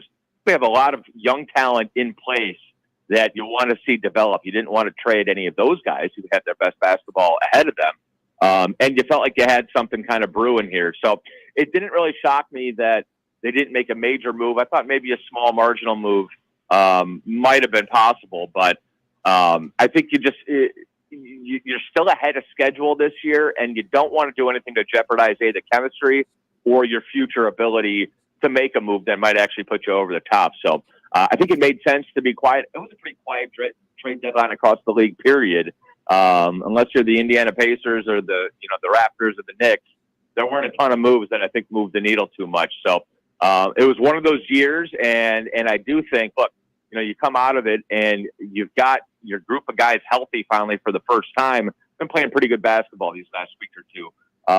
So you got the All-Star break. You need to get rested up and come back and make a charge. And the other thing is, this team, the schedule is already broken. They at one point, let's see, a week ago, they had 17 of the next 24 games at Kia Center. We've got an 8-game homestand in the back half of March at home, and we have the easiest strength of schedule remaining. So you assumed you got your West Coast trips behind you. You've got a whole bunch of home games coming up here. Let's see if we can make a push with the guys we have in-house without giving anything up. Jake, have a good call tonight. Make sure you get Valentine's Day lunch right. Safe travels to Philly. Enjoy the break. We'll talk during that homestand. Thank you, gentlemen, for reminding me it's Valentine's Day. No problem. Jake Chapman, radio voice of the Magic. Follow him on Twix, Twitter/X at Jake Chapman OM. It is a fight, Mark. Indiana, the Heat, and the Magic are all separated by a half a game. Right now, they're 6, 7, and 8. Obviously, at 6, you avoid the play-in. All right. So right now, actually, Magic and Heat tied for 7th. For what that's worth, they have a game behind the Pacers. So that's kind of the intrigue amongst those three teams. Who can avoid the play-in? Of course, the Heat went to the finals from the play-in last year. But anyway. So there you go. And the special night last night, the Magic first jersey retired was Shaq. And I'm surprised that it took as long as it did. But I love the reasons why, the anniversary season and doing the things that they're doing in Orlando. And the team's turned around a little bit, too. So it's nice to have him back when the team's a couple of games over 500. I thought it would have been Penny just because he was there longer and the bad blood between Shaq. Listen, do you know what drove Shaq out of Orlando? All right, it was a newspaper poll. The Orlando Sentinel did a poll. Should they pay Shaq the money? And 80% of the readers said no. And Shaq saw it and said, well, hell, I'll go to the Lakers. They want me. The law firm of Michael F. Hornung specializes in criminal defense, DUI, personal injury, nursing home claims, and auto accidents. I'm a former prosecutor with over 34 years of experience. The information I know is information you need to know. If you've been arrested for a DUI, time is of the essence to maintain your driving privileges. Call the law firm of Michael F. Hornung for a free consultation. At the law firm of Michael F. Hornung, we are committed to excellence in your representation. Being a local attorney with local knowledge is clutch to the success of your case. For over 30 years, we have successfully represented the citizens of Southwest Florida. For a free consultation, call 239-437-0095. That's 239-437-0095. Our offices are conveniently located in Fort Myers. Visit online at mfh-law.com. Located on the East Trail, locally owned Naples Tiki Bar and Grill is an outdoor eatery next to the Hitching Post Shopping Center. Island-inspired food with a true tiki theme. The best place in Naples to enjoy the beautiful weather in Southwest Florida. The Naples Tiki Bar and Grill offers a great menu for dine-in or takeout. Enjoy our famous pulled pork, huge burgers, and tiki bar cocktails. Don't miss happy hour every day from 3 to 6 and live music 7 days a week. See you soon at the Naples Tiki Bar and Grill, 11498 Tamiami Trail East. Visit Jason and Todd at the Diamond District. Do you remember your first kiss? How about your first date? I'll bet you can recall that first Valentine's Day you were together. Or maybe that'll be this year. Valentine's Day is a celebration of love and affection, and this is where the Diamond District shines. Diamonds make a perfect Valentine's gift. Whether you're getting engaged or choosing a beautiful gift to fine jewelry, you'll want to visit Jason and Todd at the Diamond District. For Valentine's Day this year, Jason and Todd are offering you 5 years interest-free financing. Choose a beautiful diamond bracelet for $1,500, and you pay $25 per month. Stunning diamond earrings for $5,000, and you pay only $83 per month. Valentine's Day starts with Jason and Todd at the Diamond District and ends in romance as she unwraps her beautiful new diamond bracelet, stunning diamond earrings, or magical gemstone jewelry, including emeralds, sapphires, rubies, tanzanite, and more. Jason and Todd look forward to shaking your hand and welcoming you to their Diamond District family. At the Diamond District. Mark Miller for Molly Maid. Why Molly Maid, you ask? Trust. Moulton was a customer for 15 years. Affordability. Didn't I just say Moulton was a customer for 15 years? Worry-free services. Our professional house cleaners are fully insured and a 24-hour warranty. Call Molly Maids today at 239-774-5839. That's 239-774-5839 or online at mollymaid.com/FTMYERS. That's mollymaid.com/FTMYERS. We're listening to Miller and Moulton on the Florida Sports Network.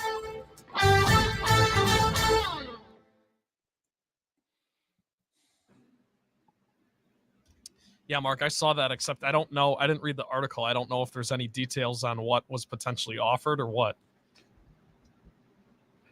No, there was a pack. Just the article said there was a that basically didn't even owner to owner and owner to LeBron, and the Lakers and LeBron had no interest, but.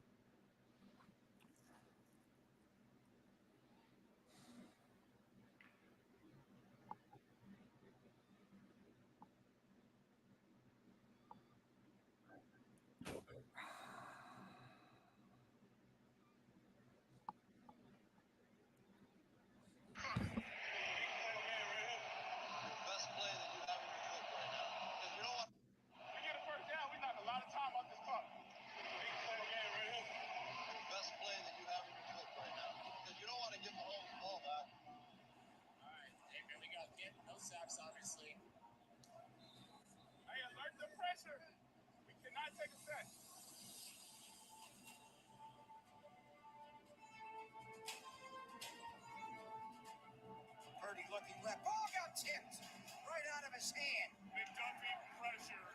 Nobody blocked it. Biggest snap of the game. You know Spags is going to have his best play dialed up, and so is Shanahan. And look at this. They get a free runner pressure. They got about 10 of them this game. They got more than anybody in the league, and this guy's been central. McDuffie has been great in these situations. Pressure. Got him. Give it to him. Ooh, that was a good move.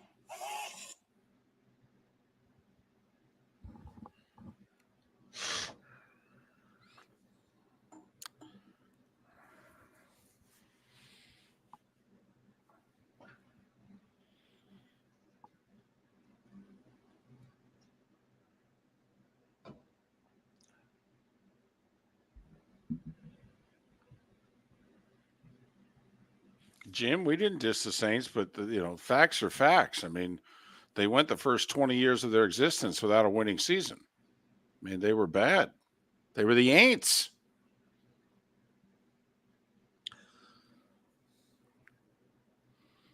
Safe travels, buddy.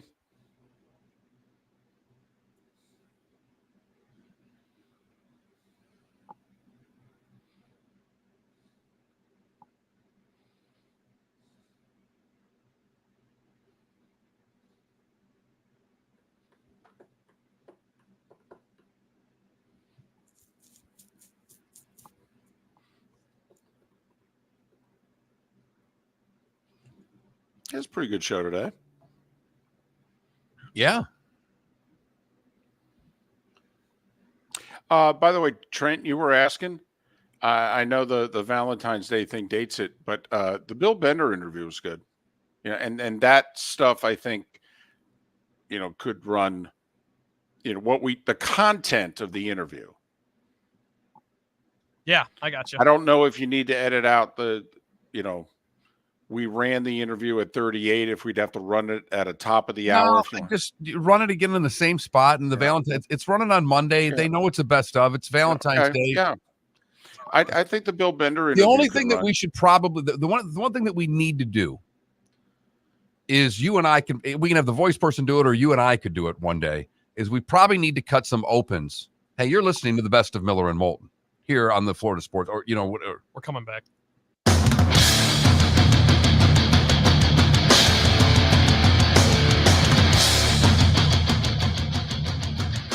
You are listening to Miller and Moulton, exclusively on the Florida Sports Network. And now, here's Mark Miller and David Moulton.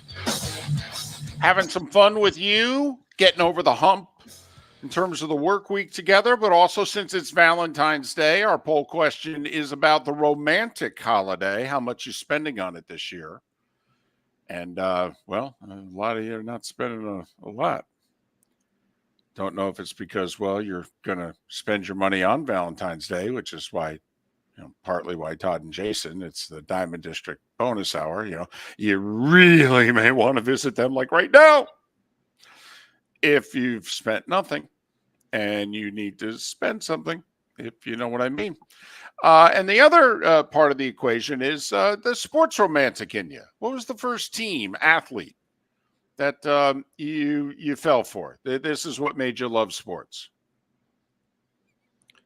Texters all over the place with this, obviously. John Elway in the 80s Broncos. The 67 Red Sox was an answer. This one I love. The 1993 Marlins inaugural season. T-ball coach surprised the whole team at the end of the season with tickets to the game. Saw my first bench-clearing brawl as well. Well, that'll do it.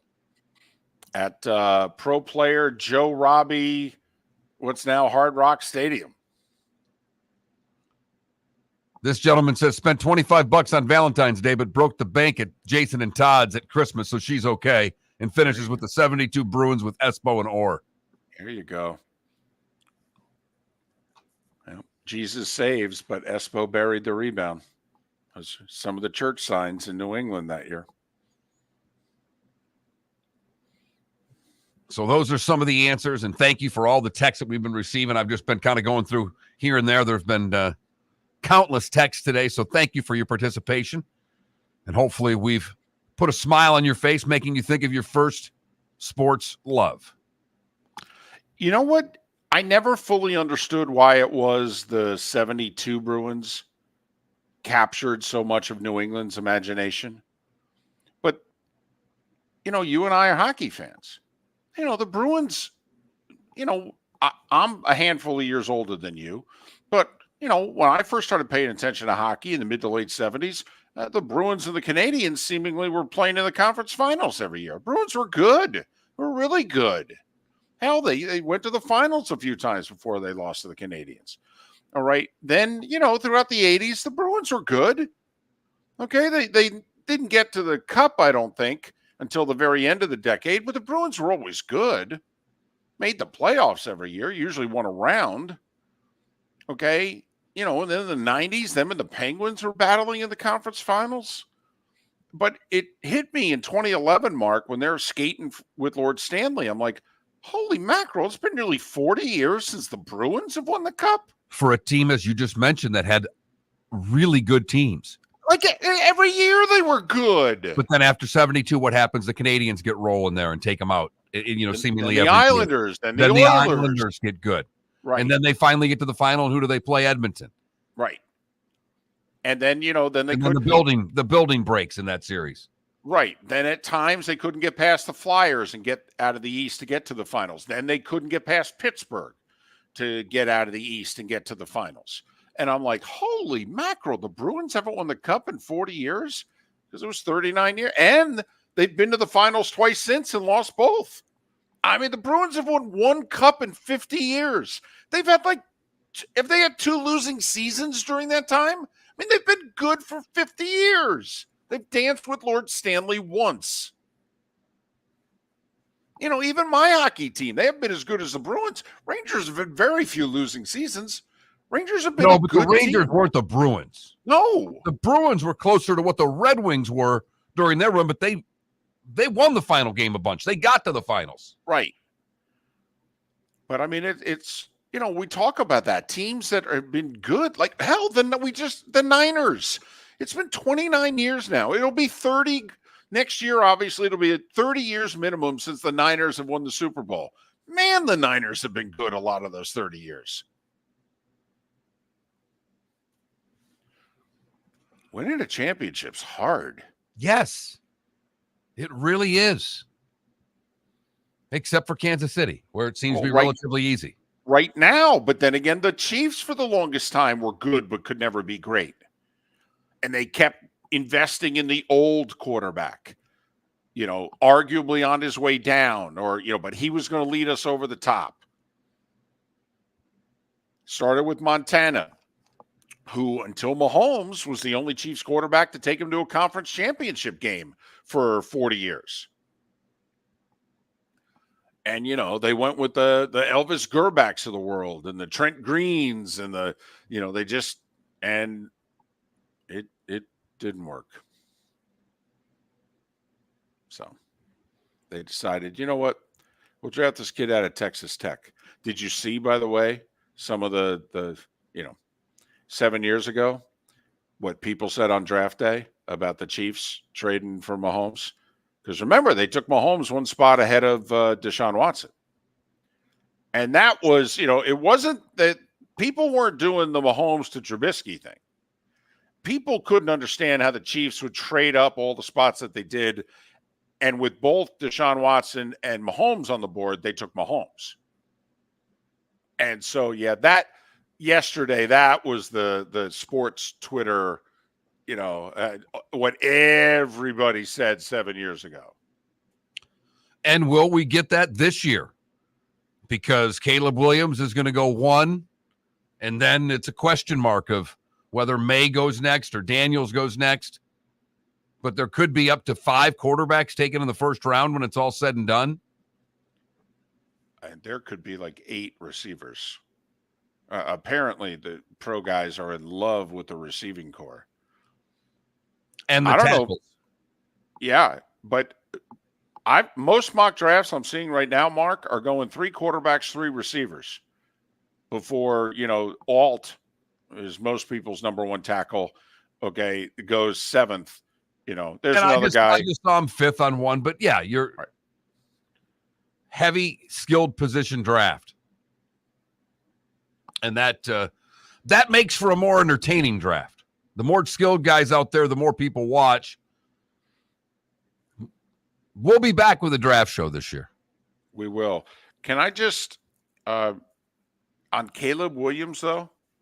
First off, Merrill Hodge, who's kind of lost his mainstream access, but he still does, NFL draft stuff. Merrill Hodge, if you go back, eviscerated Johnny Manziel leading up to the draft. Said he was going to be a bust. He was on that First Take, or I don't know, he was with what's his face from Fox there, Skip Bayless, and which I think it was First Take, and Hodge said he was going to be a bust. He might take him in the 6th round. Okay, Skip Bayless said he should be the first overall pick, and he's going to be a superstar. And so Hodge has actually gotten some high-profile guys right, in which he had the guts to say, this is a mistake. Do not take this guy. Okay? Well, there's a scout, an unnamed scout, okay, who talked to Pete Thamel of ESPN, okay, and he has eviscerated Caleb Williams. He has basically said, get ready. He's the next Johnny Manziel.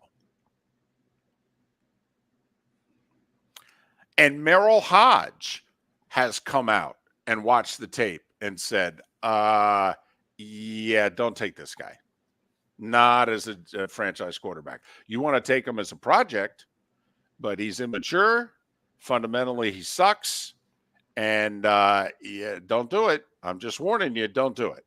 So there are some dissenting voices that are out there going, yeah, this guy ain't the next Patrick Mahomes. In fact, he could be a failure. It's interesting, though. It's the first time I've heard people really get into the mechanics are horrible. I've heard the immaturity, and that's been the big claim is more of the off-the-field stuff. But I've not seen a lot of people knocking at the quarterback skills, if you will.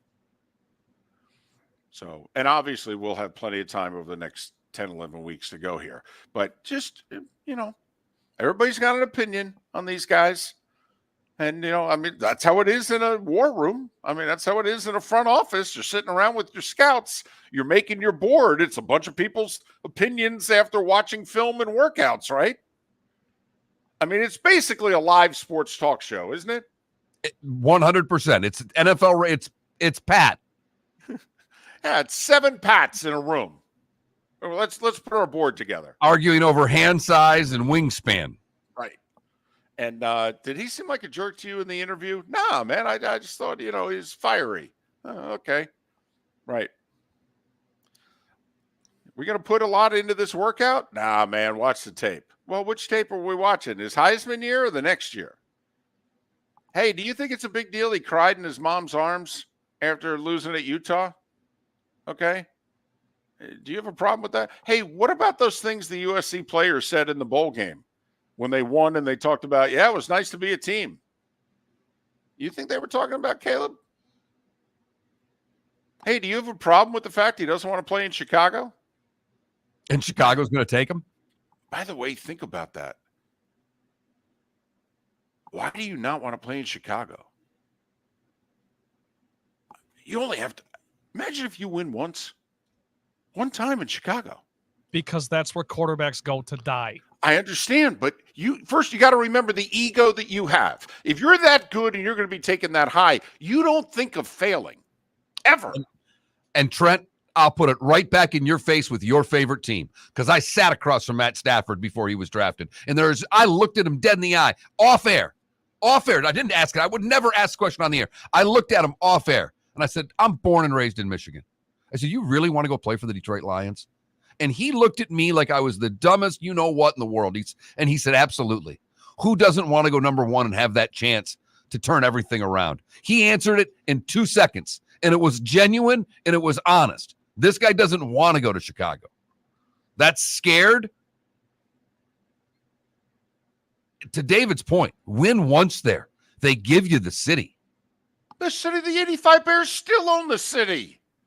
They still own it. All you have to do is win once. One time. They're going to get a new stadium. They're going to have money. Not that the Bears ever spend it. But, oh my goodness. I would beg to go to Chicago. Beg to go there. I have to win one time. I'm a god if I win a Super Bowl with the Bears. A god. They'll say Michael who if I win a Super Bowl. Slow down over there. Slow down just a little bit. Okay, pump the brakes there, Moulton. Pump the brakes.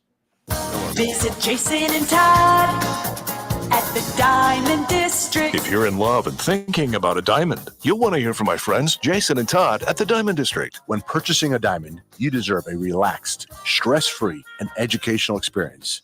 You want to have a good time and feel comfortable. You want selection, quality, and value. At the Diamond District, you'll get it all. With our team of non-commissioned diamond advisors, no one's in a rush. We care only about you and making sure your needs and wishes are fulfilled. You'll be wowed by our selection of GIA certified diamonds, stunning diamond bracelets, earrings, pre-owned Rolex watches, exotic ruby, sapphire, emerald, and tanzanite jewelry. There's something for everyone at the Diamond District, and all at the lowest prices anywhere. Jason and I love what we do and are in the store nearly every day. We look forward to shaking your hand and welcoming you to our Diamond District family. Visit Jason and Todd at the Diamond District. Mark Miller for Molly Maid. Why Molly Maid, you ask? Trust. Moulton was a customer for 15 years. Affordability.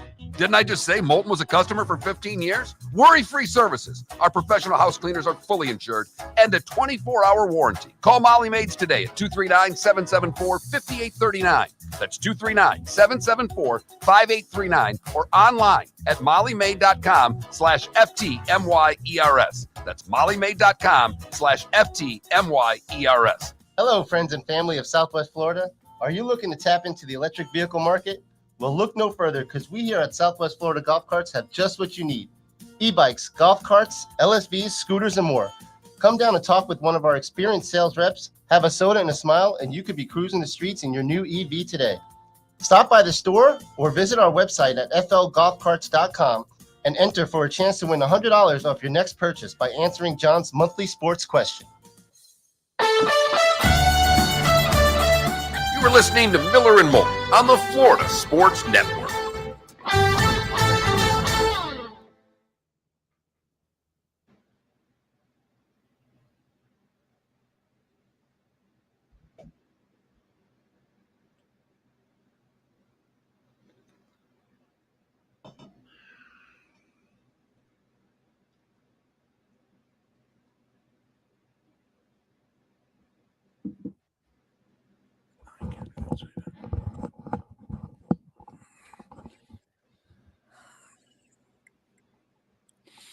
Guillermo, I was, having a little fun there. But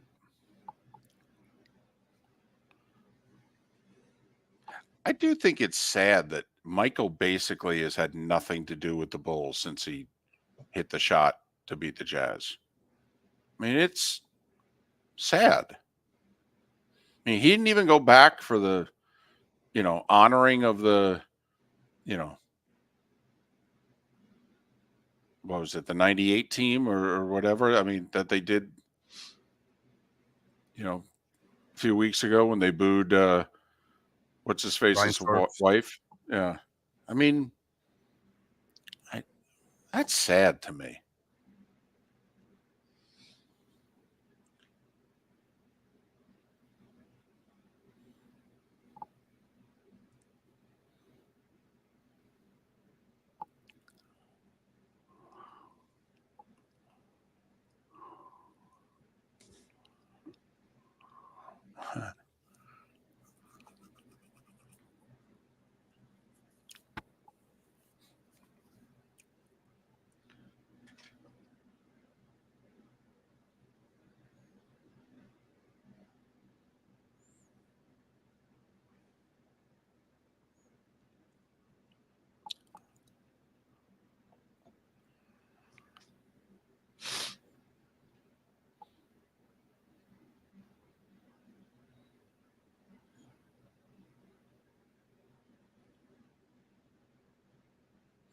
Yeah, but the guy, Jerry Krause, is dead.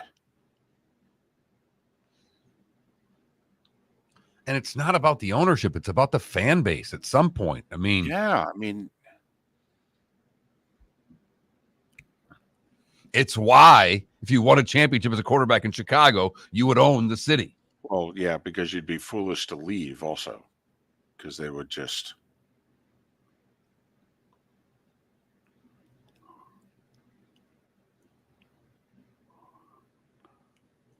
Well, Sonny, it's not official that Arch is coming back.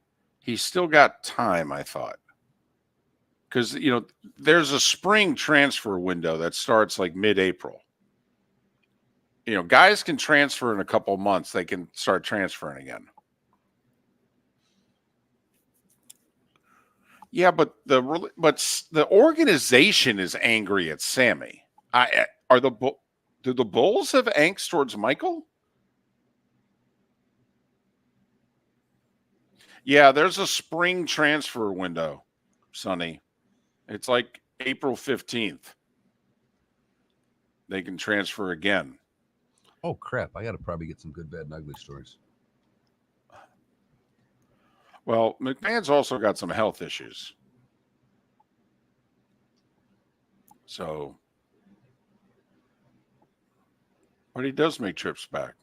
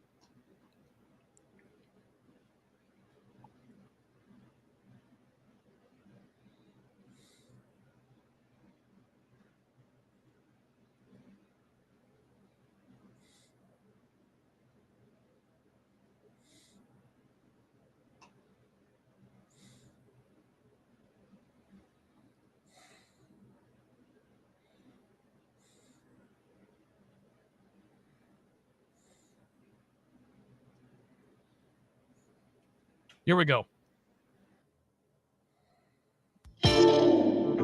Welcome to the bonus hour, brought to you by Jason and Todd at the Diamond District.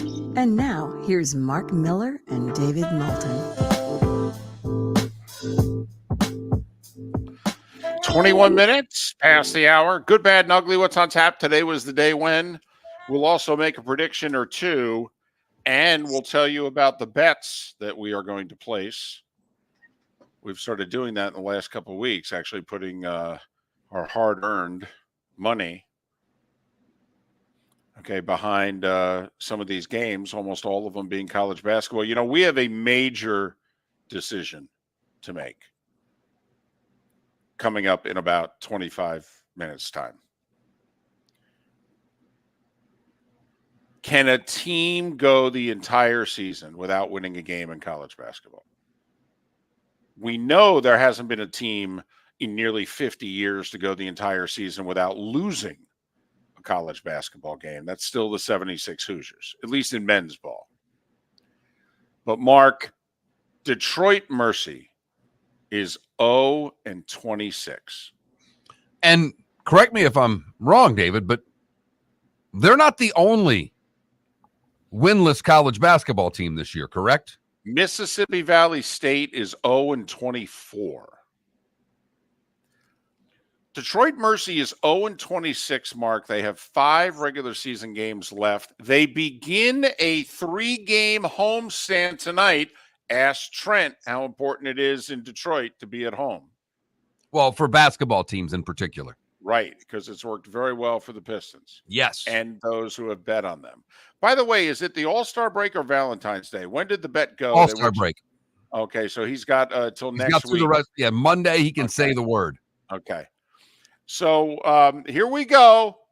Detroit Mercy beginning a 3-game homestand tonight against Ooey Pooey.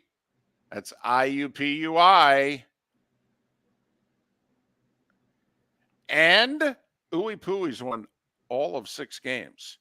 And remarkably, don't know if I've ever seen this before. Can you remember late in a season, football or basketball, a winless team being favored?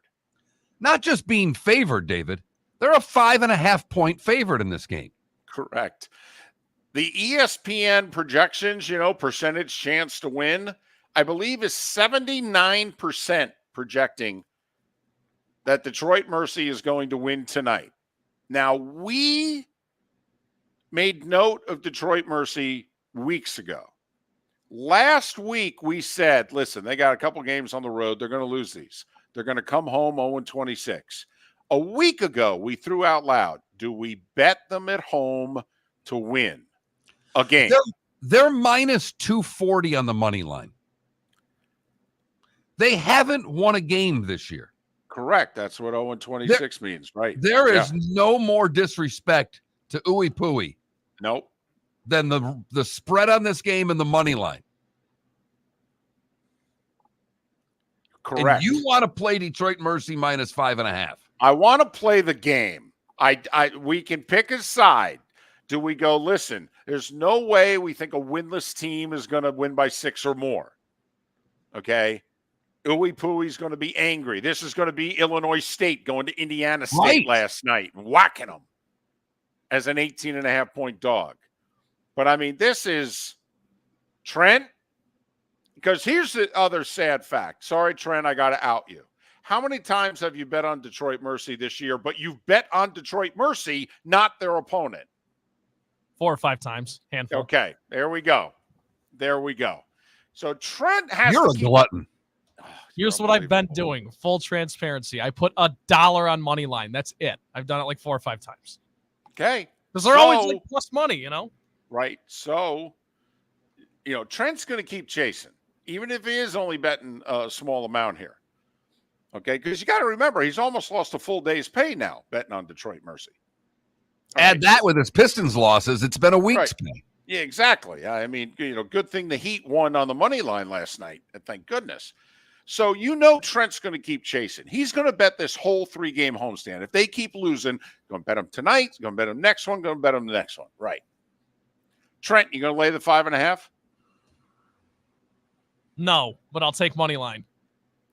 You're not going to win much. I mean, what do you bet $1? What are you going to win? 30 cents. It'll be nice to win one. That's all.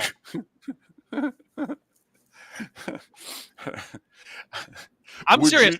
I think Ooey Pooey's going to cover. Detroit Mercy's going to win. Well, okay, then would you take Ooey Pooey in the 5.5? How about Ooey Pooey in the money line? I mean, I never thought a crazy bet would be betting the opponent of a winless team on the money line. You can actually bet if the game goes to overtime. There's part of me that wants to just make that bet. They're 0-26. There's a part of me, Mark, that wants to just, pull a Trent and just bet on Detroit Mercy and Mississippi Valley State the rest of the year. Although I got to tell you, Mississippi Valley State is bad. Detroit Mercy's actually been competitive in some games. Mississippi Valley State is bad. This is the old cliche of sometimes we want the train wreck. Some of those Thursday night football games were so bad. There was no sex appeal that it almost made people want to tune in more. This feels like that to me. This is going to be a terrible game. I mean, I'm stuck calling Jacksonville and Kennesaw State tonight, which is actually a key ASUN game in terms of playoff positioning. I really want to be calling the Ooey Pooey Detroit Mercy game. David, neither broadcaster wants to broadcast that game. Yeah, ask them if they'll trade places. They would switch with you in a heartbeat. I would. That is what has to be. I did minor league play-by-play for I think 13 or 14 years.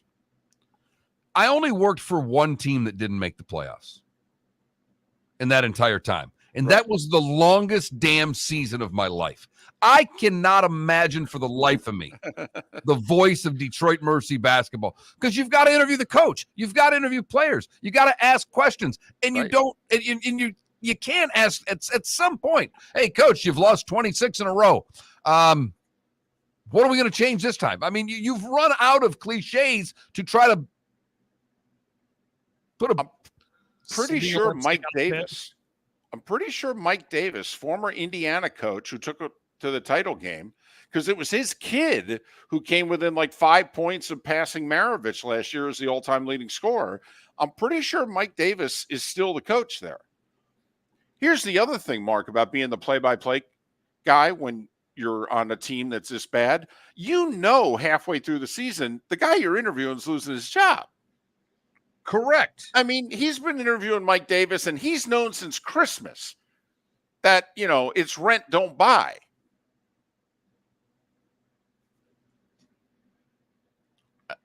I just, for the life of me, I can't imagine. That's who I feel bad for. I feel bad for the kids. That's got to just stink. Walking around campus every day. Oh, you play basketball here. Boy, you guys suck. Here's who we're riding tonight if we're riding with the Titans. Jaden Stone. He's a senior guard, and at home he averages 22.5. Jaden Stone's parents don't care about Jaden Stone right now, okay? I know our audience doesn't. I'm throwing the name out there because he's a senior and he's playing at home, David. There you go. His final 3 home games are coming up. I'm just saying, do we play the game tonight? And if so, what side are we on?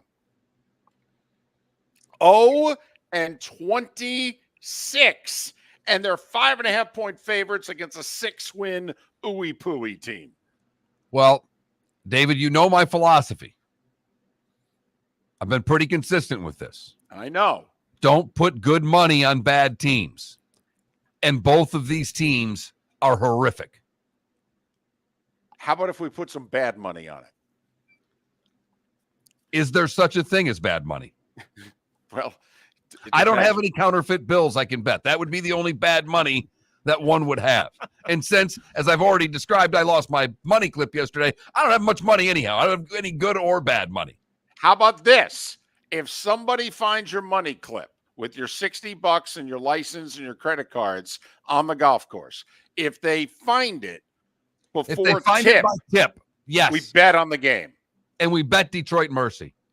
So we're going to lay the 5.5. Yep. If somebody finds your money clip. That's it. Wow. The good, the bad, and the ugly. Today was a day when, and what's on tap? That's next. Hello, friends and family of Southwest Florida. Are you looking to tap into the electric vehicle market? Well, look no further because we here at Southwest Florida Golf Carts have just what you need. E-bikes, golf carts, LSVs, scooters, and more. Come down and talk with one of our experienced sales reps, have a soda and a smile, and you could be cruising the streets in your new EV today. Stop by the store or visit our website at flgolfcarts.com and enter for a chance to win $100 off your next purchase by answering John's monthly sports question. Mark Miller for Molly Maid. Why Molly Maid, you ask? Trust. Moulton was a customer for 15 years. Affordability. Didn't I just say Moulton was a customer for 15 years? Worry-free services. Our professional house cleaners are fully insured and a 24-hour warranty. Call Molly Maids today at 239-774-5839. That's 239-774-5839 or online at mollymaid.com/FTMYERS. That's mollymaid.com/FTMYERS. The law firm of Michael F. Hornung specializes in criminal defense, DUI, personal injury, nursing home claims, and auto accidents. I'm a former prosecutor with over 34 years of experience. The information I know is information you need to know. If you've been arrested for a DUI, time is of the essence to maintain your driving privileges. Call the law firm of Michael F. Hornung for a free consultation. At the law firm of Michael F. Hornung, we are committed to excellence in your representation. Being a local attorney with local knowledge is clutch to the success of your case. For over 30 years, we have successfully represented the citizens of Southwest Florida. For a free consultation, call 239-437-0095. That's 239-437-0095. Our offices are conveniently located in Fort Myers. Visit online at mfh-law.com. You are listening to Miller and Moulton on the Florida Sports Network.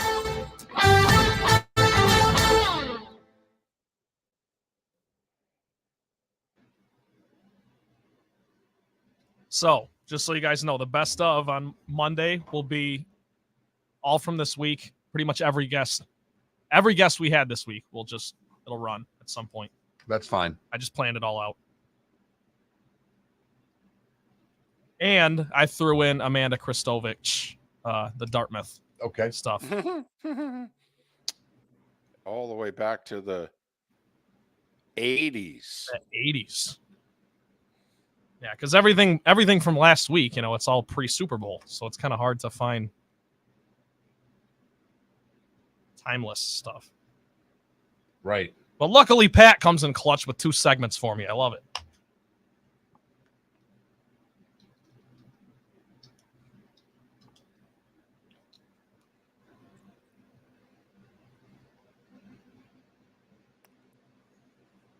And Mark, your lost wallet will be in there.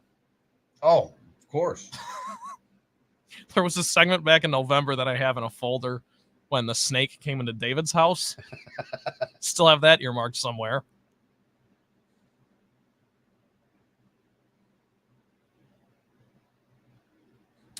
So my wife just went to the surgeon, knee replacement, July 1st. Holy blank. I got to call her after the show. It's a long ways away. Well, 2-3 weeks ago, the earliest was like mid-May. That's how backlogged the schedule is.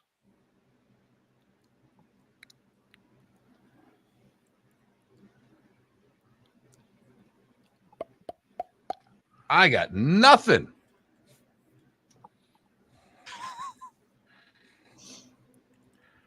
The bad or the ugly could be we're putting money on Detroit Mercy.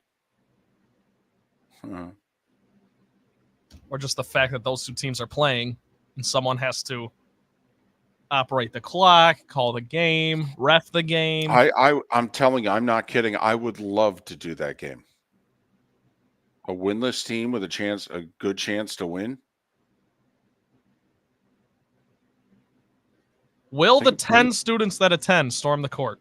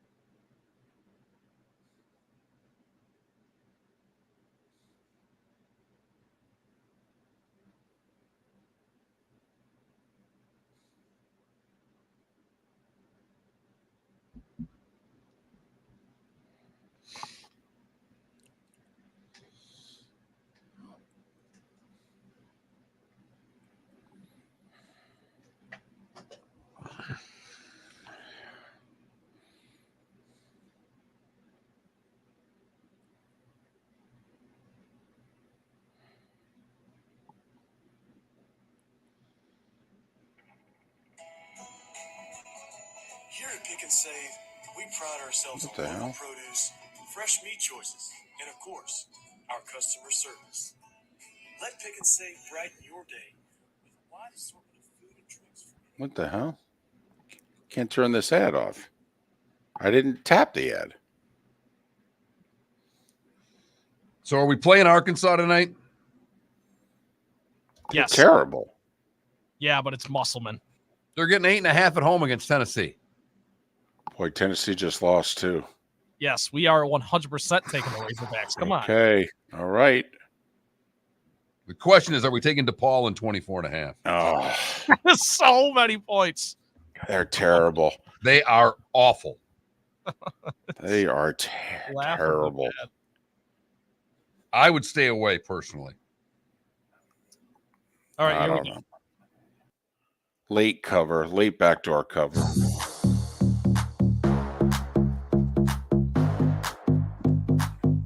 Welcome to the bonus hour, brought to you by Jason and Todd at the Diamond District. And now, here's Mark Miller and David Moulton.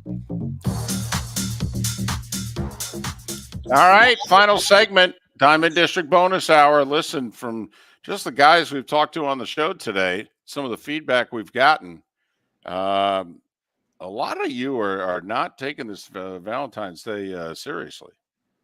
I'm just saying you might want to re-examine it. And if so, Todd and Jason are your guys.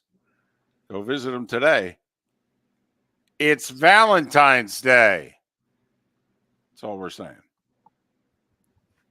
It's time for someone to take back this segment, if for no other reason than to stop David from talking about Meghan and Harry. Here's Mark Miller with Today Was the Day When. 1859 we start. Oregon, admitted as the 33rd state. Did they allow you to pump your own gas then, or because they only recently? It's a joke, but Oregon and Jersey for the longest time were the two states in which they wouldn't let you pump your own gas. I You believe can't pump it in Jersey, right? Still can't in Jersey. Correct. 1876, Alexander Graham Bell applies for a patent for the telephone. 1912, Arizona admitted as the 48th state. What number was Oregon, by the way?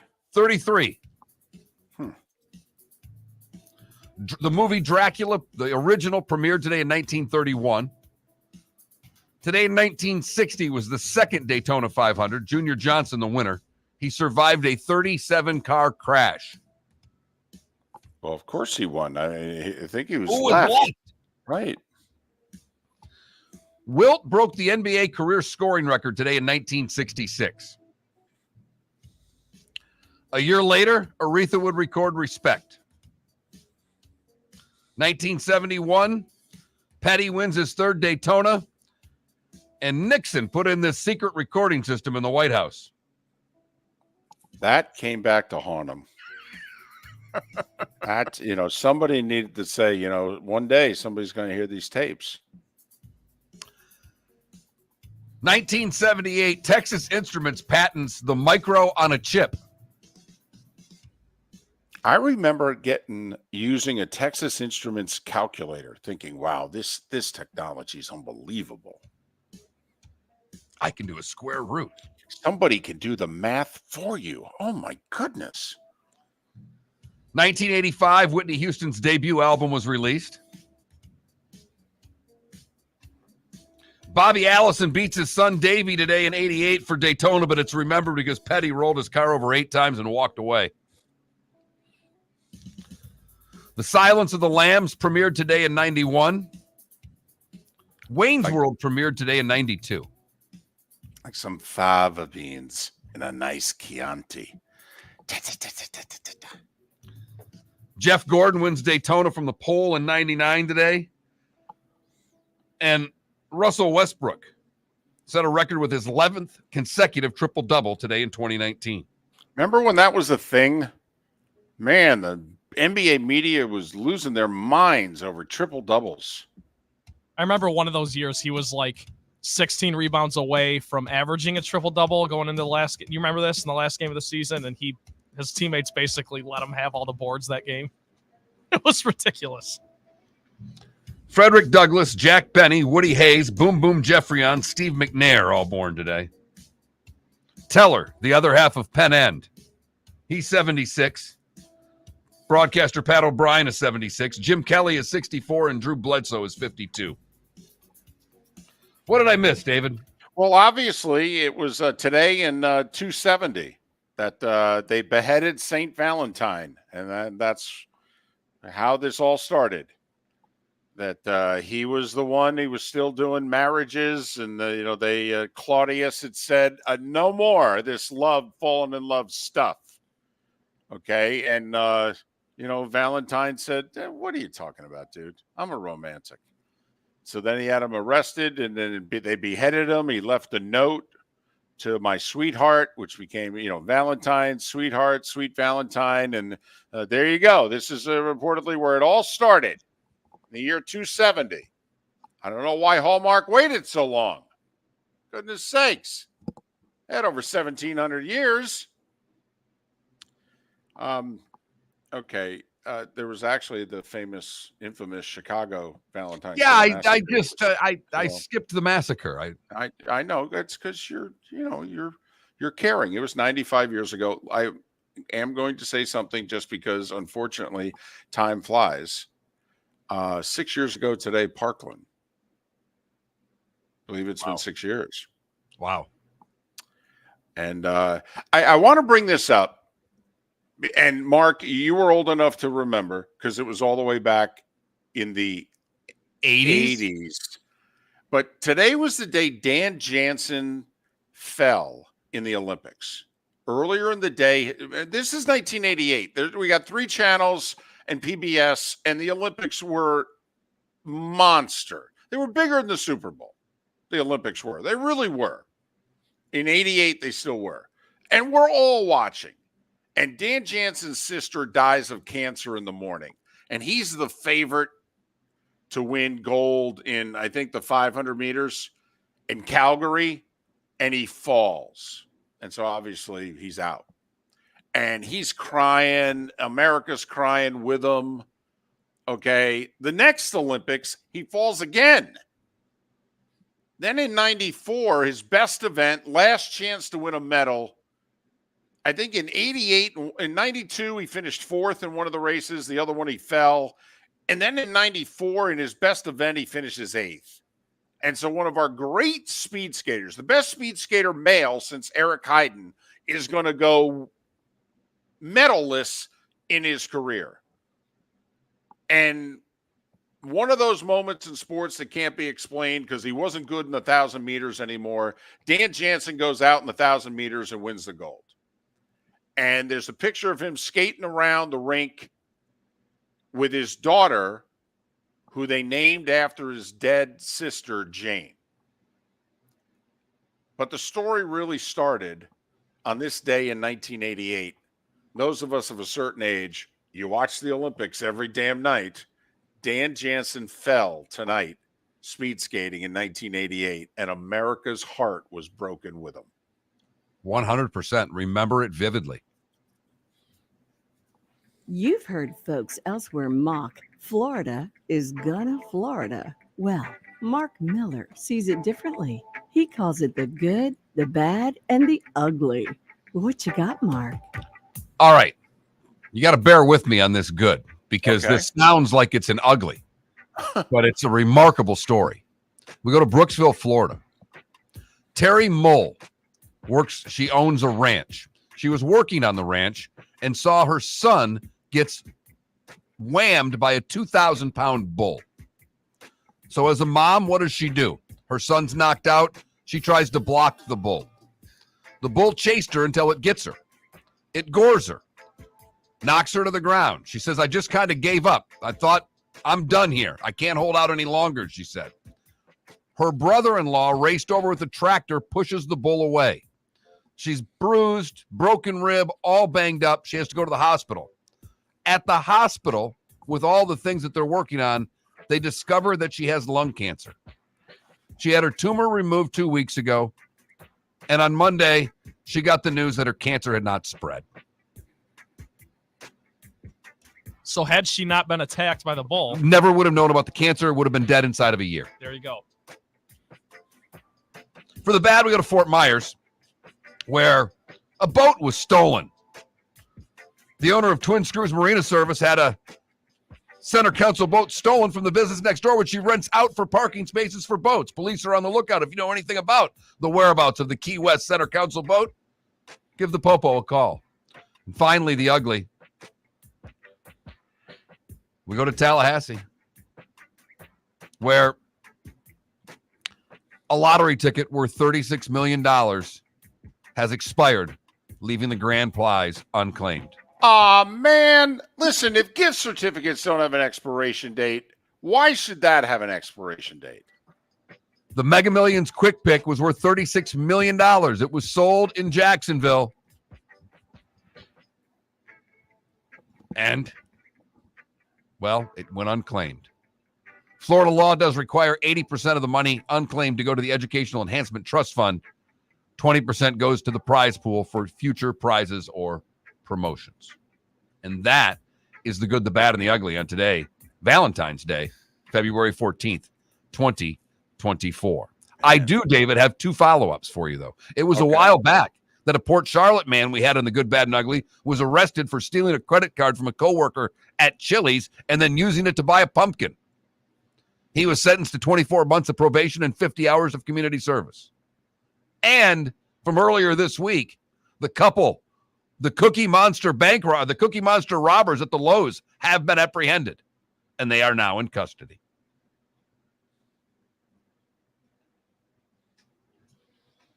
So those are your follow-ups.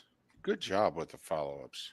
That people love. I'm told people love a follow-up, David. They do. They do. That and more weather. That's what we need in the news. Follow-ups and more weather. There are 13 NBA games tonight. Man, that's a lot. But then again, the All-Star break starts in earnest really tomorrow. There's only like 3 games tomorrow and what have you. And then they don't play again for a week. So I say, I'm just going to throw this one out there. The Magic are playing back-to-back nights. They're home against the Knicks. The Knicks found themselves in the second half in Houston. They got screwed by the officials. By the way, we didn't talk about that. Totally blown call at the end of regulation. It was a tie game. They called the foul, which was imaginary. Brunson didn't touch him. But, guy shot 2 free throws, made him. Houston won. The referees came out immediately after the game and said, yeah, we screwed up. He didn't foul him. Now, the Knicks are protesting. They're not going to win because it clearly states there has to be a rule violation. You can't just blow the call. The officials have to get a rule wrong to uphold. But anyway, I say the Knicks, who have lost like 3 in a row here, don't lose 4 in a row. And the Magic are a 3.5-point favorite at home. I say we take the Knicks. I also say we bet against the Heat, who played great last night in Milwaukee. Now they're in Philly. The Sixers played great 2 nights ago in Cleveland and won. Philly's home, they're 3.5-point favorites. Do we think the Heat on back-to-back nights win in Milwaukee and Philadelphia? It's without Jimmy now Butler for the record on the app. So you want to take Philadelphia laying the 4. Right. I want to bet against both Florida NBA teams. I want to bet against the Magic, and I want to bet against the Heat. Done. You can get all the credit and all the blame. That's what I got. What do you have tonight? College hoops. We've got college hoop going on, and there are 2 games that fit our criteria, but one I'm scared to death of it. I'm not playing. We've got DePaul hosting UConn. Number 1 UConn, laying 24.5 on the road. I don't have the guts to take that game. I do, however, have the guts to take Arkansas getting 8.5 at home against Tennessee. The other ranked game is South Carolina and Auburn. Auburn's 13th in the country. South Carolina's 11th in the country. Auburn's laying 11.5 at home. That is a monster number. It is. I really like Arkansas. I think they fit our criteria. They're going to play hard. They're a well-coached team. They're not very good this year. They can cover 8.5. Canes are on the road at Clemson. Clemson a 7.5-point favorite. Sorry, David. No, Arkansas fits our criteria. They're a bit bad this year. I mean, they really are. I'm just saying. So do we? Tennessee also lost over the weekend at A&M. Okay, it fits our criteria. So you won't take DePaul and all those points. You don't think UConn just kind of throws a C effort out there, DePaul with a late backdoor cover? No?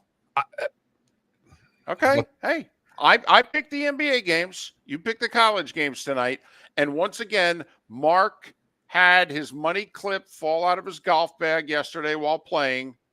The money clip has his license, has the key to get in the building to do the show, and it's got his credit cards and $60.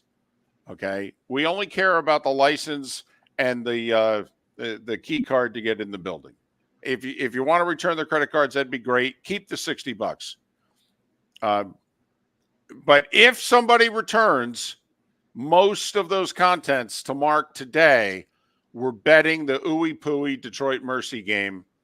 0-26 Detroit Mercy's a 5.5-point favorite. This is scary because my Spartans play tonight, and I'm probably going to watch ooey pooey in Detroit on ESPN Plus. Which game has better implications for I am all locked into this game. 3 games in the NHL tonight, one of them including the Panthers. They are on the road taking on the Pittsburgh Penguins. On TNT, by the way, 7:30, Panthers getting a little TNT love. About time. Good team. They're a very entertaining team also. So, all right, there we go. Keep me updated whether or not somebody finds your money clip. Oh, you'll be the first person that I get a hold of, David. Not my wife. It'll be you if I get my wallet back. Well, I hope the first person you contact's the Hard Rock app. You know what? That's a dadgum good point. We'll talk to you tomorrow. The law firm of Michael F. Hornung specializes in criminal defense, DUI,